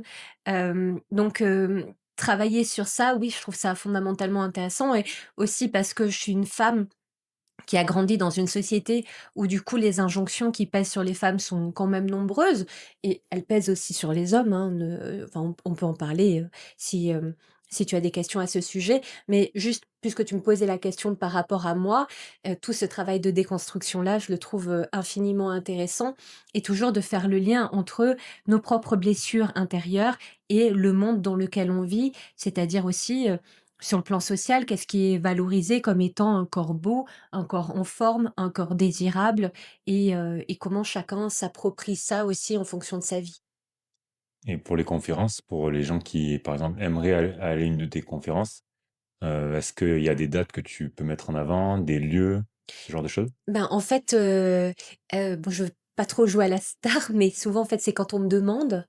Là, moi, toute seule, j'ai jamais fait de démarche encore, pour proposer, à une institution ou un organisme, quelque chose en ce genre. C'est des associations qui me contactent ou des institutions. Mais ça me plairait beaucoup de proposer. Je sais pas trop, je pense que à ce jour, mais on parlait de confiance en soi, je sais pas si, j'aurais suffisamment confiance en moi pour, proposer moi-même, par exemple, de m'occuper de toute la partie communication. L'avantage, en fait, quand c'est une commande, et bien, c'est que, bah, c'est l'institution ou l'association qui s'occupe de la diffusion de l'information. Là où si j'imagine que si c'était moi qui proposais, même par exemple dans une médiathèque, bah, ce serait à moi enfin, je pourrais bénéficier du support de la médiathèque, mais ce serait à moi de communiquer en premier lieu, et ça je pense que c'est quelque chose qui me ferait un petit peu peur. Oui, c'est pas le même temps et l'énergie que tu consacres. Ouais, je pense que j'aurais un petit peu peur aussi, enfin, après peut-être que c'est comme vous faites avec les podcasts, enfin, finalement peut-être qu'au début il y avait peut-être un petit peu de crainte à l'idée de pas être, suffisamment légitime ou pas? Ou ça allait de soi? Comment Non, ça m'a pas fait spécialement peur. ouais? Ouais, je sais pas toi, mais Non, non plus. Après, je pense que c'est aussi parce qu'on est passé par le premier format, tu sais, où on marchait Oui. tous les 2. oui. Et je pense que peut-être si on avait commencé directement avec les invités, c'est une supposition, peut-être que ça aurait pas été le cas, mais peut-être qu'on aurait peut-être plus D'appréhension. d'appréhension. D'appréhension. Je sais pas trop.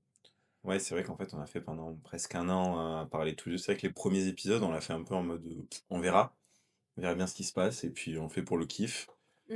Et en fait, et voilà, pour rebondir sur ce qu'il dit, le fait qu'on ait fait déjà des podcasts tous les deux, je pense que du coup, les gens, ils ont appris à nous connaître.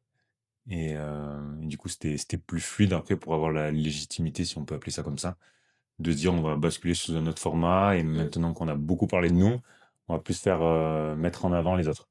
ouais et puis ça Mmh. nous a fait enfin moi je sais enfin on en a souvent parlé, ça nous a apporté une expérience, de travailler notre élocution sans avoir de pression derrière parce qu'on n'avait pas vraiment d'objectif, on le faisait pour le kiff et comme on le fait aujourd'hui mais, heu on l'a fait l'expérience en se disant: «Bah, si on se plante, on se plante, en fait». Oui. On teste des trucs et puis ça nous a permis de vraiment travailler, la façon de parler, la façon de s'exprimer, l'intonation de la voix, la technique, le montage, toutes ces choses-là où, au début, bah, on l'a fait un peu en mode freestyle et puis on a Mmh. fait plein d'erreurs et aujourd'hui on essaie de les corriger, puis on continue à en faire et puis on continue à essayer de les Mmh. corriger. Mais c'est vrai que je pense d'avoir eu comment dire? Ce sas d'essai sans aucune pression nous a permis de pas avoir vraiment peur quand on a basculé sur le nouveau format. Je Mmh. le visualise un peu comme ça. Mmh. Oui et ça m'est déjà arrivé de penser aussi, est-ce que, j'aimerais parce que tu parles de mes podcasts, mais c'est pas vraiment mon podcast à moi, Naïri Boudet, hein. C'est, avec, la radio, Fréquence Mistral, Mhm. la radio de Sisteron, donc là aussi quelque part, c'est pas moi qui le prends en charge totalement, puisqu'on a mis ça en place avec, Chris Alessandri, de la radio et c'est lui qui vient et que bien sûr, c'est moi qui propose le sujet, mais je suis pas en charge toute seule, en fait et je pense que à ce jour, ça me rassure. Peut-être qu'un jour, j'aimerais que quoique je sais pas si je saurais trop me mettre en avant, bon, on parlait de communication tout à l'heure, je sais pas si c'est quelque chose que j'ai envie de travailler, en fait. Et puis après, tu as aussi le côté invisible. C'est-à-dire Mmh. que, par exemple, toi, t'arrives, les invités qu'on reçoit, ou toi, par exemple, quand tu vas à Fréquence, tu fais l'instant T, mais tu vois pas après toute la partie invisible Ouais. de mettre le matériel en avant, de faire le montage comme l'a souligné Gaëtan, de d'échanger avec les personnes en amont Oui, pour oui. à quel moment on va se voir. Mmh. Enfin voilà, il y a quand même tout un process, un protocole. Les publications Les derrière. Oui. publications, les shorts, enfin voilà, il y a beaucoup de choses. Mettre en avant Facebook, Instagram, Mmh. qui on invite, qui on n'invite pas, potentiellement de quel sujet on va, on va parler avec cette personne, qu'est-ce qu'on va mettre en avant pour elle, etc. Donc ouais, c'est pas le même travail en fait. Et c'est un véritable travail. Enfin, je sais que moi, je suis férue de ce genre d'interview long format. J'aime bien écouter, la chaîne de Louise Aubry, je sais pas si vous la connaissez? Anciennement, en plus je suis abonnée, mais là j'ai oublié son nom. Bah, avant sur Instagram, c'était My Better Self et du coup, elle a changé pour In Power Podcast. Ok. Et du coup, elle reçoit, voilà, des gens, absolument passionnants, et dont mon chouchou, je crois que j'en avais parlé la dernière fois, Albert Mukaiber, donc psychologue et docteur en neurosciences, qui est un peu ma ref. Albert, si tu nous vois, j'adorerais te rencontrer. Et donc heu, donc oui, en fait, il y a énormément en fait, c'est un véritable travail, en fait et c'est pour ça que je vous trouve super valeureux tous les 2 parce qu'à côté, bah, vous avez votre travail. Vous êtes pas juste, podcasteurs. C'est ça. Après, t'as ton travail, puis t'as toute une réflexion aussi des fois. Parce que tu te remets en question sur, là on parle du podcast, mais qu'est-ce que tu fais de bien, qu'est-ce que tu fais de moins bien, Ouais, à moyen terme ou long terme, vers quoi tu veux tendre. Du coup, c'est pas juste t'arrives, tu fais ton show et ouais, tu t'en vas, quoi. mmh. Donc ouais, il y a tout le travail invisible. Et du coup, toi, sur le podcast, c'est quoi? C'est quelque chose de régulier? C'est prédéfini? T'en fais combien dans l'année? Oui, c'est assez régulier. Je pense qu'on compte pas tant dans l'année, mais avec Chris, on a défini un peu une fréquence de une fois tous les mois, une fois tous les 2 mois, en fonction de nos disponibilités et on essaye d'aborder, différents sujets, ça va du deuil à l'addiction, et toujours avec une approche, anthropologique. en fait. C'est-à-dire, le rapport donc entre l'humain et son environnement. Il est question de sexualité bien sûr, mais en fait tout simplement de rapport à l'autre puisque vous avez peut-être bien compris à ce stade que c'est pas la sexualité en tant que telle qui m'intéresse, mais comment, la sexualité peut être un moyen pour accéder à l'autre, pour le découvrir autrement, de manière intime. On peut découvrir cet autre aussi, juste par, l'échange verbal bien sûr, mais bah, on n'est pas que des êtres qui mentalisent, on est aussi des êtres, voilà, on tout ça c'est incorporé et donc nos corps, peuvent nous servir aussi à créer du lien. Voilà. Je dis pas forcément qu'il faut coucher avec tout le monde, mais Et c'est des chroniques, des contenus qui durent à peu près combien de temps? une vingtaine de minutes. OK. On est sur un format, je dirais court moyen. Ouais, c'est ça. Moi, j'en ai écouté 2. Ah! Bah, Ouais, j'en ai écouté 2, c'était ça et j'avais en tête un peu moins d'une demi-heure, mmh, à peu près, ouais. 25 minutes. Mais je suis assez surprise parce qu'en fait, bon, je pense pas enfin voilà, moi j'aime bien ce que je fais, mais je suis pas sûre que ce soit forcément, enfin, je me pense pas particulièrement géniale ou peut-être la nana qui a inventé l'eau chaude, mais en fait, je suis assez surprise, il y a pas mal de personnes qui écoutent et là où c'est intéressant, c'est que, parfois pour les personnes qui envisagent de venir au cabinet, bon, elles vont se décider sur des critères, du type, certains m'ont déjà dit: «Mais c'est parce que vous avez un prénom qui sort de l'ordinaire» ou «C'est parce qu'il y avait une photo», ou «Parce que votre site est bien fait», donc il y a déjà ces petits critères-là qui vont, j'imagine, inciter à l'action ou en tout cas, c'est l'histoire qui se raconte pour justifier leur choix, et après, ben, il y a, comment préparer cet entretien pour rebondir sur la question que tu me posais tout à l'heure, c'est-à-dire, est-ce que des fois, enfin, comment se déroule une séance? Est-ce que des fois les gens ont un petit peu d'appréhension? Bien, le fait, par exemple, d'écouter, les podcasts, ou une retransmission de conférence, j'en avais mis une fois, bah, ça leur permet, ou les nôtres, ça leur permet de savoir un petit peu qui je suis. Ça crée un lien, ils apprennent à te connaître. Mmh. Ils ont même peut-être l'impression de te connaître. Ça, je sais pas. Non, mais tu sais, Mmh. souvent quand tu entends les personnes ou que tu vois les personnes, tu t'incorpores un peu le fait Mmh. de connaître cette personne. Mmh. Bah, tu cette impression de déjà vu, Ouais, c'est parce que ça. tu l'as déjà vu, même si t'as pas vraiment Oui. communiqué avec elle, tu l'as déjà vu, tu l'as déjà entendu, donc il y a moins de peur et d'appréhension à aborder l'autre et à demander conseil Mmh. et accompagnement. Oui. Après je sais pas si il, si c'est régulier, je sais pas, mais en tout cas, ça me surprend. Il y a des personnes que je pensais pas forcément intéressées par ces thématiques-là qui me disent, «Oh, j'ai écouté votre podcast», ou même autour de moi. Donc du coup, je me dis: «OK, c'est cool, bah, j'espère que ça les a intéressés». Et au jour d'aujourd'hui, qu'aimerais-tu que les gens comprennent davantage sur, la sexualité et l'affectif? Bah, comme je disais tout à l'heure, que la sexualité est une manière de rentrer, en contact, avec les autres et pas la seule manière, d'accéder à l'autre de manière intime, même si, bah, c'est un moyen privilégié quand même et peut-être que ce soit pas vu du coup comme un besoin. Le terme besoin revient souvent, du coup le terme besoin crée des attentes et des attentes déçues. Donc c'est plutôt à cet endroit-là, après que quelqu'un en soi dise, «Moi j'ai besoin de sexe», comme, «Moi j'ai besoin de boire», Est-ce que tu penses tant qu'il y a une, mieux. régularité moyenne pour que les gens se sentent bien Dans la sexualité? ou pas du tout? On dit bien une moyenne parce qu'après ça va être du cas par cas et le ressenti et l'envie de chacun, mais C'est pas une question à laquelle, c'est pas une question à laquelle j'ai envie de répondre parce qu'en fait, je suis pas sûre que ce soit une bonne manière de poser la question. Je n'y vois aucun problème, non, hein, non, pas du tout.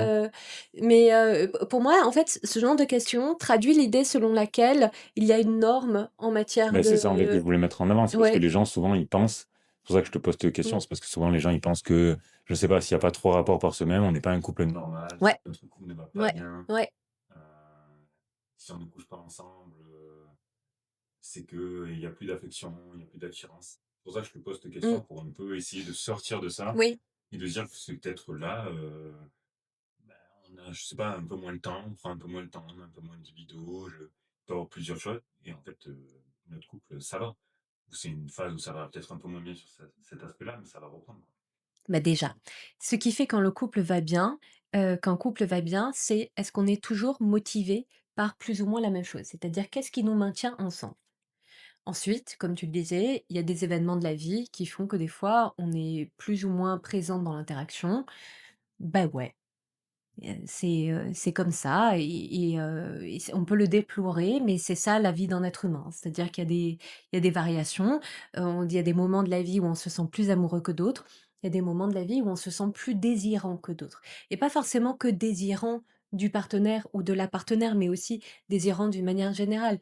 Quand on est malade, quand on est en burn-out, quand des soucis au travail, bah, forcément, on a une grosse partie de notre attention et notre intérêt qui est pris par, ces domaines-là, donc on va en avoir de fait beaucoup moins pour élaborer des scénarios érotiques qui nous excitent et cetera. Je dirais que la première question à se poser plus que, hem, quelle est la fréquence idéale à laquelle avoir des rapports sexuels, c'est: «Est-ce que en ce moment je me sens désirant? Est-ce que ça me pose problème ou pas?» Si ça me pose pas de problème, c'est que soit j'ai un blocage et je suis complètement dans le déni, soit c'est parce qu'en fait, je suis tellement focalisée sur quelque chose d'autre que en fait, ben ouais, déjà, mon objectif, c'est survivre. Donc si je me sens, désirant, est-ce que ça me fait du bien? Voilà, de fantasmer, de regarder les autres avec ce regard un peu curieux, est-ce que j'ai cet imaginaire érotique qui est développé? Est-ce que lorsque je vois mon partenaire ou ma partenaire, j'ai des choses qui m'animent? Et cetera. Déjà ça, c'est hyper important, pouvoir le communiquer à l'autre. Là, on parle même pas de faire, c'est-à-dire de passer à l'acte. On parle quand je te vois, que je vois, tes formes, par exemple, bah, j'ai envie de te caresser, j'ai envie de te toucher. Après, on n'est pas obligé de caresser ou de toucher, mais on peut le dire déjà. Ce qui là fait exister à nouveau cette sphère érotique comme ça dans laquelle on évolue en permanence et enfin idéalement et ensuite on peut aller vers quelque chose de plus pratique, mais comme tu le disais tout à l'heure aussi, il y a la fatigue qui fait qu'on va pas forcément mettre en œuvre. Donc, ce qui est le plus important pour moi, c'est le fait de pouvoir être désirant, le fait de pouvoir communiquer son désir à l'autre, d'être à l'aise avec le fait de le faire, et ensuite de pouvoir, voilà aussi prendre du plaisir ensemble, mais pas forcément, le fait de passer par, la pénétration, mais aussi de d'autres manières, peut-être aujourd'hui plutôt de cette manière et puis demain autrement. Heu et donc aussi par rapport à ce que tu disais tout à l'heure, vraiment de sortir de cette idée qu'un couple qui va bien est un couple au sein duquel il y a de la sexualité. Par contre, ça peut être le cas dans le sens où, pour beaucoup de personnes, le fait qu'il y ait de la sexualité, comme tu le disais, rassure. On a besoin d'être rassuré pour être bien, donc dans un sens, s'il y a de la sexualité, je suis bien. Mais a priori, l'un n'entraîne pas l'autre. Tout à l'heure, du coup, tu évoquais la performance, c'est un sujet, je pense, qui revient souvent. Mmh. Quel, conseil tu donnerais pour un peu dédramatiser ce point-là de toujours être dans la recherche de performance? Déjà que c'est difficile de ne pas l'être étant donné la société dans laquelle nous vivons. Société dans laquelle, nous sommes tous sommés, de nous améliorer en permanence, de ne jamais flancher, pour ça que j'ai un petit peu des difficultés avec, par exemple les mantras muscu, je sais pas quels sont les tiens ou les tiens, mais le genre le «no pain, no gain» ou où ça met l'accent uniquement sur la volonté, alors qu'en fait, ben, la volonté, c'est pas un truc dont, certains êtres sont dotés, certains êtres chanceux et courageux et les autres, c'est gros nulos, en sont dépourvus. Mais il y a aussi pour les addictions ou quoi, enfin, je veux dire, à un moment donné, si la personne, elle trouve, refuge dans une addiction, c'est pas parce qu'elle est débile, c'est parce qu'à un moment donné, c'est une stratégie imparfaite certes, mais qui lui a permis, de s'en sortir donc déjà tout n'est pas une affaire de volonté. Le lâcher prise non plus, pas quelque chose qui se décrète. «Tiens, si je lâchais prise», sans déconner, bien sûr que c'est, ce vers quoi il convient de tendre, mais ce n'est pas une prise de décision. individuelle et rationnelle. Donc par rapport aux questions de performance, c'est déjà remettre dans son contexte. C'est difficile de ne pas l'être. Mais par contre, qu'est-ce que cette recherche de performance, implique, en moi? C'est-à-dire, de quoi j'ai si peur? Qu'est-ce que je crains qu'on puisse penser de moi? Qu'est-ce que je crains qu'on puisse dire de moi? Que ce soit, à l'extérieur ou que ce soit dans les relations, dans le couple et notamment sur le plan sexuel. Qu'est-ce qu'on risque de penser de moi, si, parce que c'est une chose, quand on est, en couple, mais je reçois aussi à mon cabinet des messieurs, qui ne sont pas, en couple, institué, qui fréquentent, plusieurs femmes, et donc du coup, tu es là, tu fais une rencontre, tu dis: «Wouhou, trop envie de la voir, cette nana elle m'excite de ouf, et ben, on va se voir, je sais pas moi, sur un week-end». Bah, du coup, j'ai envie de tout donner, ce qui se comprend. Donc la personne se dit: «Elle est là, elle a hâte». Voilà, la fille de son Et en côté, même temps, elle va se c'est, faire je me mets un peu la pression, faut pas que je me manque. ouais, ouais. Alors du coup, comment faire? Et ben, c'est pour ça que essayer de construire des liens authentiques va te permettre de pas être juste dans une élaboration fantasmée de l'autre, mais d'être juste. Et du coup, quand tu es juste dans tes liens, ben, du coup, ça te permet d'être moins uniquement tourné vers toi dans ta quête de performance, mais plutôt qu'est-ce que j'ai envie de partager avec l'autre? Pourquoi est-ce que je désire tellement cette personne? Qu'est-ce qu'elle m'amène à penser de moi? Qu'est-ce que, et comment j'ai envie d'être en lien avec elle corporellement?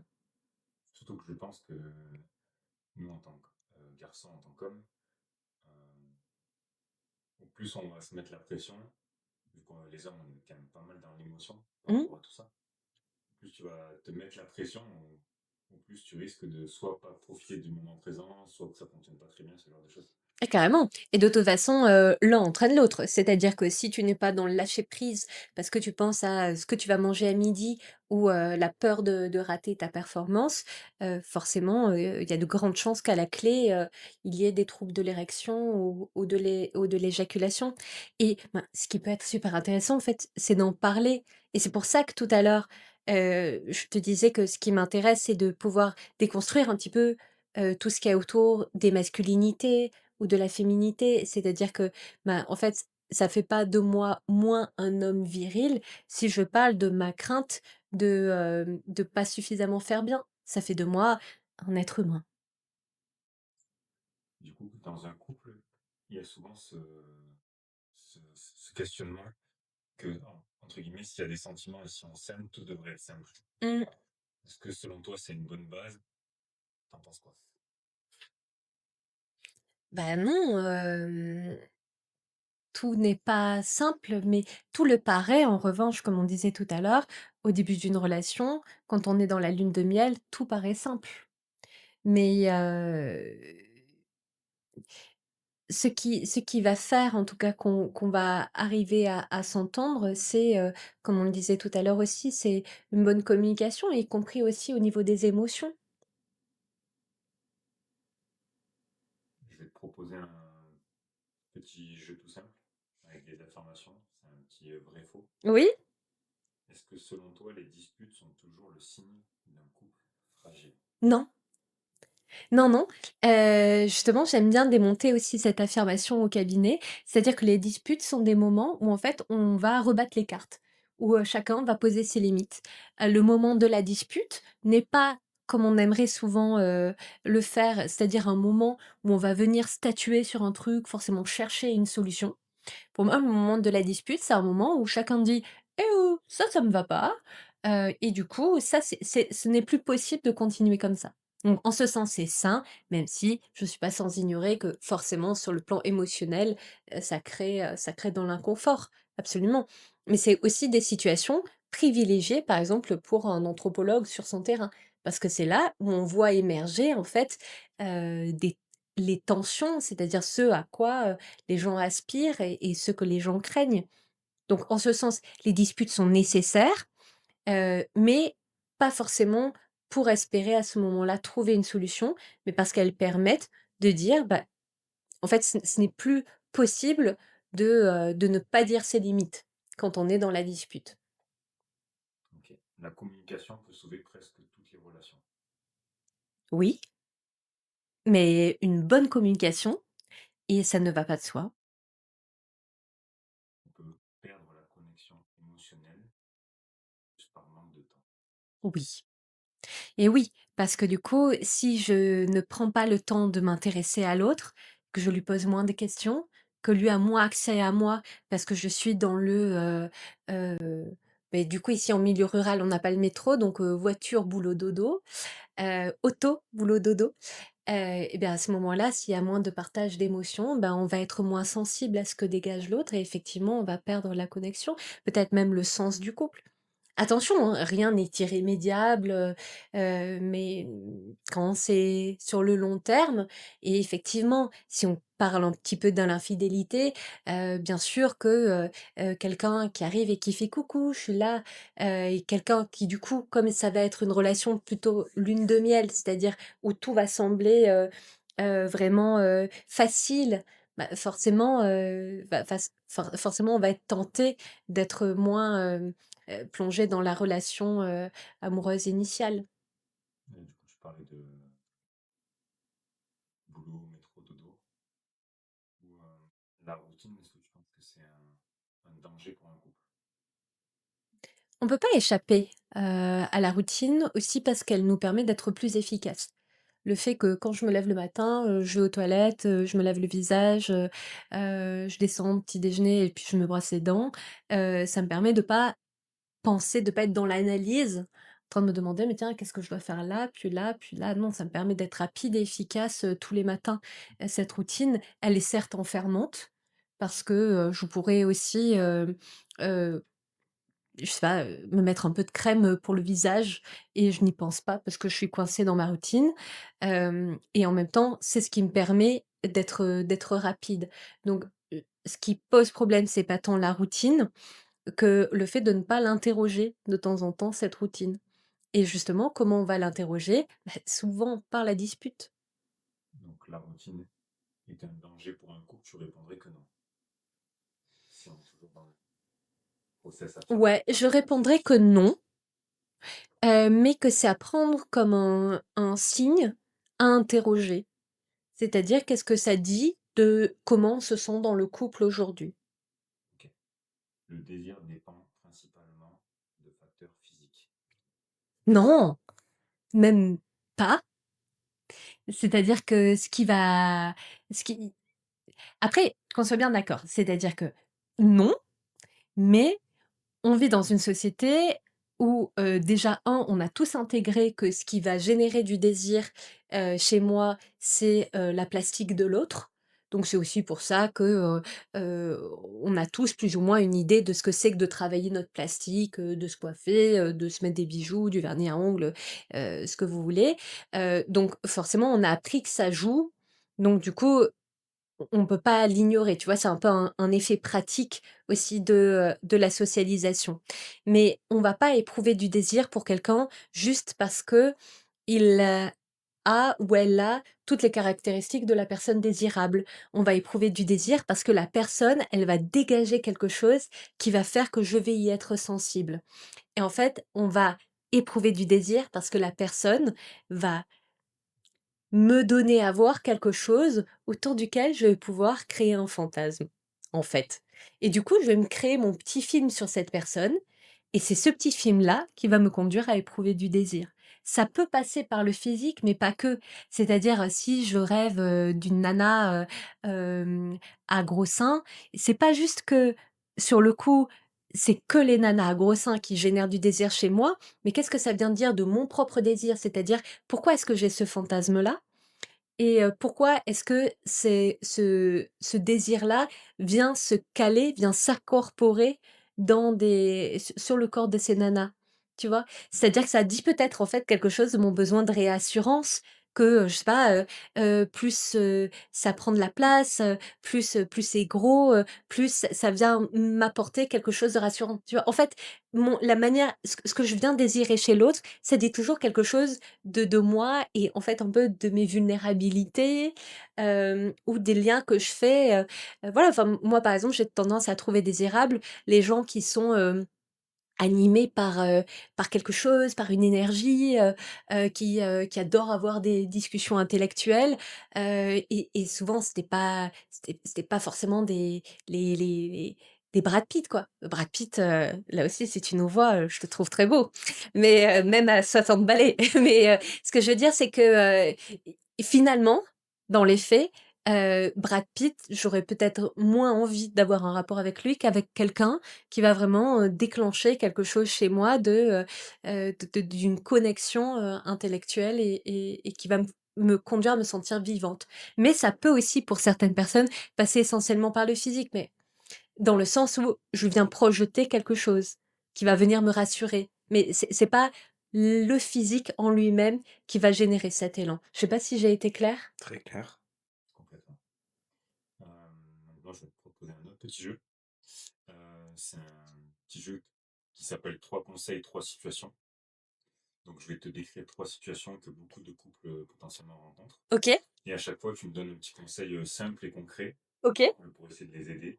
Pas besoin de faire trop long. Essaye de juste aller à l'essentiel. Ok. OK, c'est parti.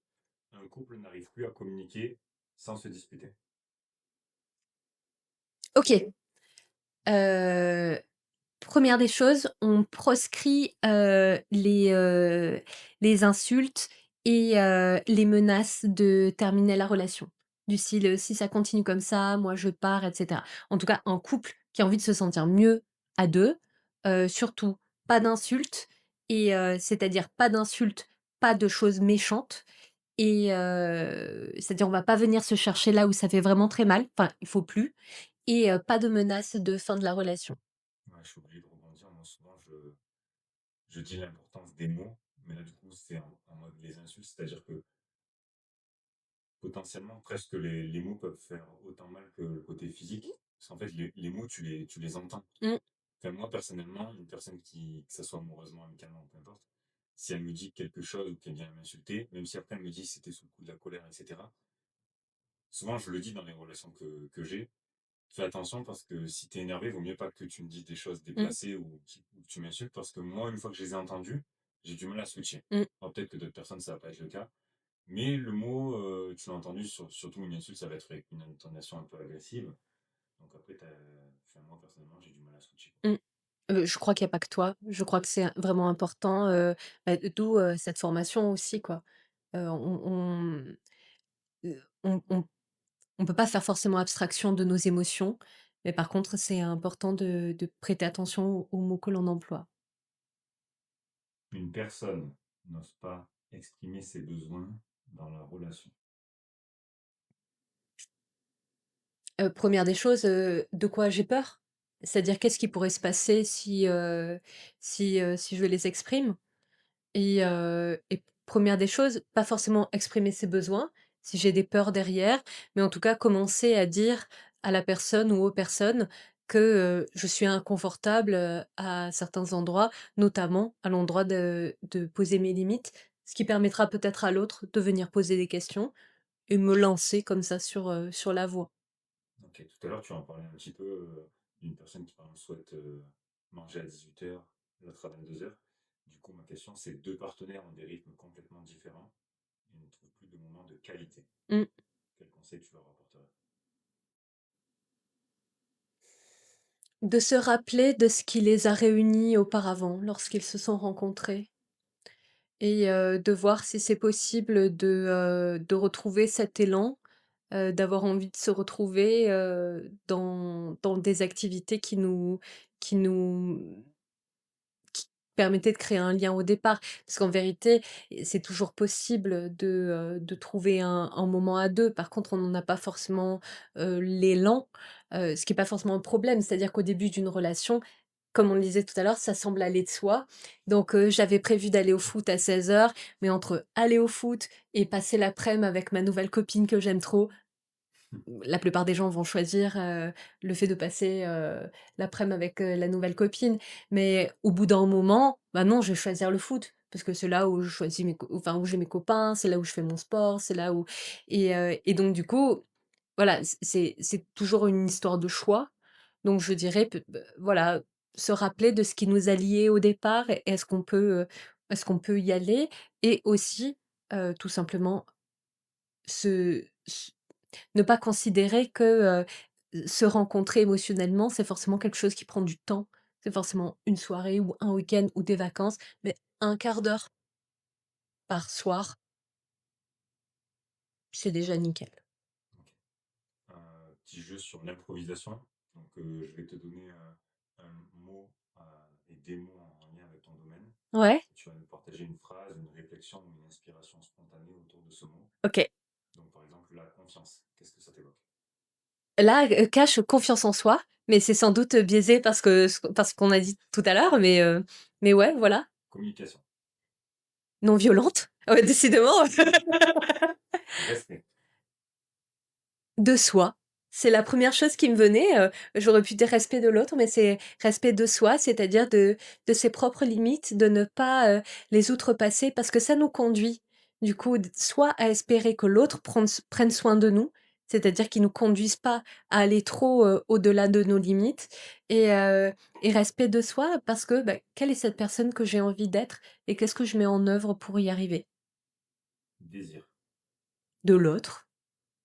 Désir de l'autre, c'est ça m'évoque cette envie de créer un lien, avec quelqu'un qui dégage quelque chose auquel on est sensible. Tendresse. Gentillesse, ça me fait penser à gentillesse, c'est-à-dire un acte de d'amour, de soin, pour quelqu'un qu'on estime ou pas forcément, quelqu'un qu'on rencontre. Le mot écoute. Je pense à écoute, de l'autre, c'est-à-dire, essayer, à certains moments, on parlait des fois de prendre soin de l'autre, qu'est-ce que ça peut être? Ben, de se mettre soi-même un petit peu en retrait et de pouvoir faire ce mouvement de qu'est-ce que l'autre essaye de me dire? Tu vois, quand je parlais tout à l'heure de cet exemple fictif du fait que tu aurais trouvé que tes cheveux étaient trop courts, mais qu'est-ce que tu essayes de me dire, en fait, en me disant ça? Pourquoi est-ce que tu t'adresses à moi?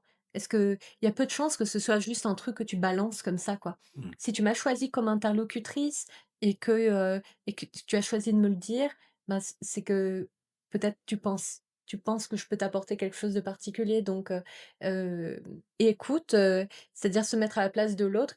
Qu'est-ce qu'il veut dire et pourquoi m'a-t-il choisi comme interlocuteur? Le mot liberté. Qu'est-ce que ça m'évoque? On en parlait la dernière fois avec un monsieur qui vient au cabinet.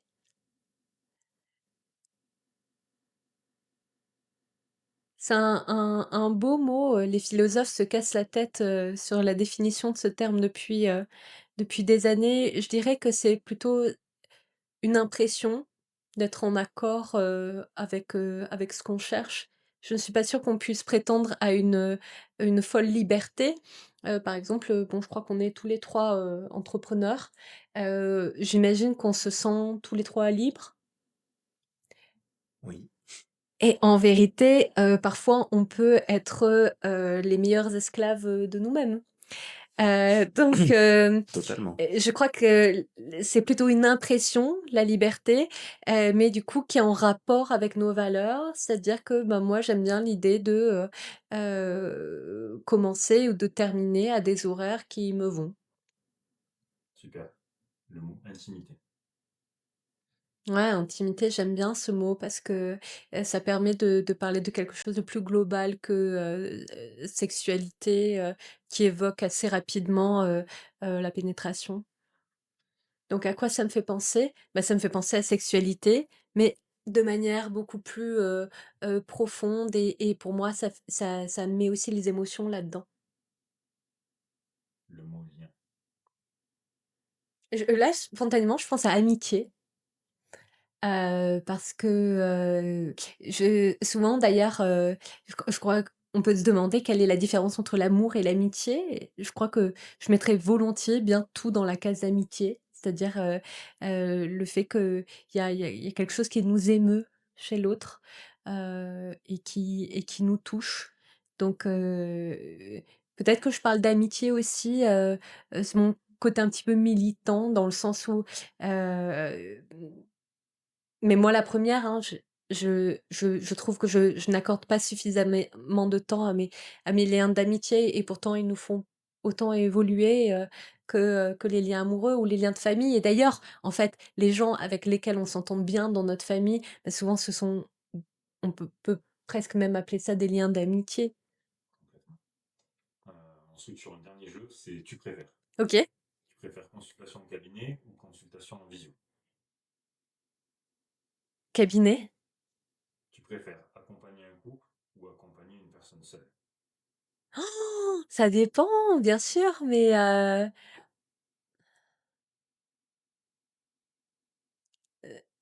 en ce moment, peut-être seul. Ok. Tu préfères donner une conférence ou enregistrer un podcast?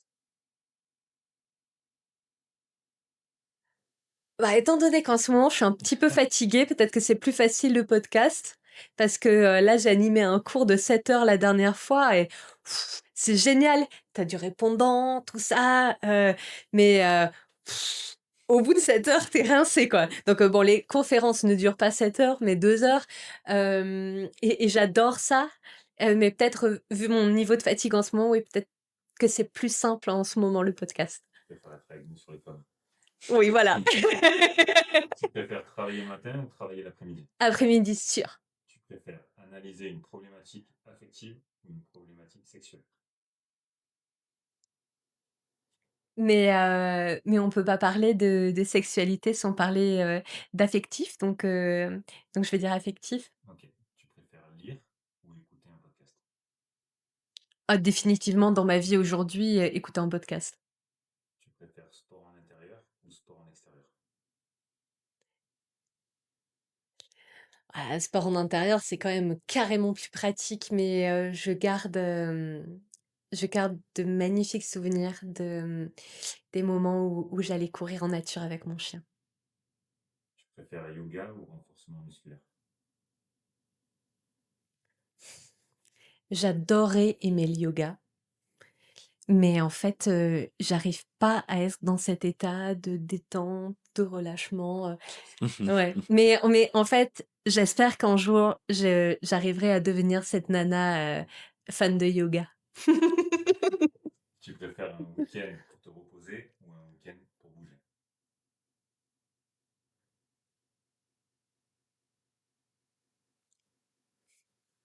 J'aimerais comme ça spontanément, j'ai envie de dire un week-end pour me reposer, mais en fait, ça ne m'arrive pas et très souvent, lorsque ça bouge pas suffisamment, je suis saisie par une question du type: «Mais je crois que je m'ennuie».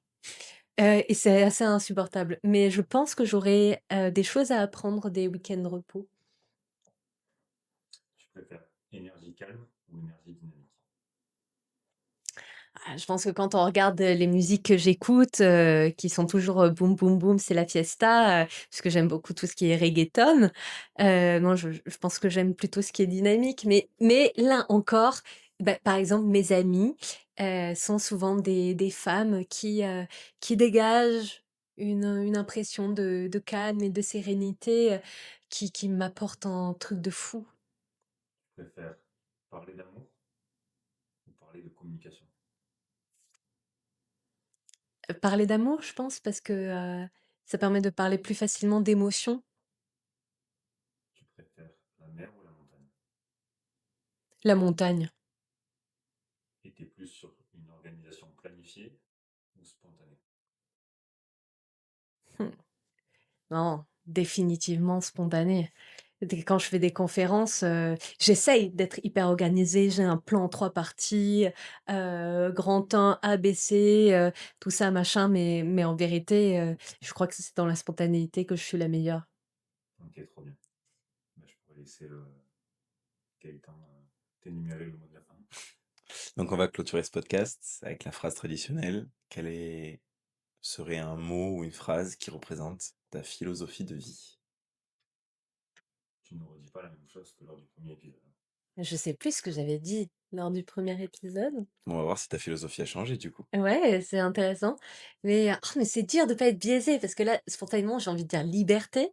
Mais c'est pas un mot qui viendrait de moi puisque j'ai été inspirée par ce que tu as dit et en même temps, comme je dis souvent, que celui qui a inventé l'eau chaude lève la main parce qu'on s'inspire toujours, les uns les autres. Même je pense le type qui a inventé l'eau chaude ou la nana. Hem,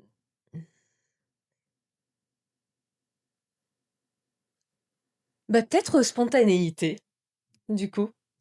Ouais, spontanéité, parce que j'y trouve une certaine force, malgré le fait que je pense que, c'est bien de continuer à être organisé en amont au moins, mais la spontanéité, c'est peut-être ce qui va donner, une couleur à toute cette organisation que j'aurais eue au préalable. J'avais dit quoi la dernière fois? YouTube nous le dira. YouTube nous le dira. Ouais. Merci de nous avoir écoutés ou regardés. Pensez à liker la vidéo, à vous abonner, à mettre la petite cloche pour être prévenu des prochains épisodes. On vous dit à dans 15 jours. À la prochaine. Merci à vous pour, votre intérêt et j'espère à vous pour votre écoute.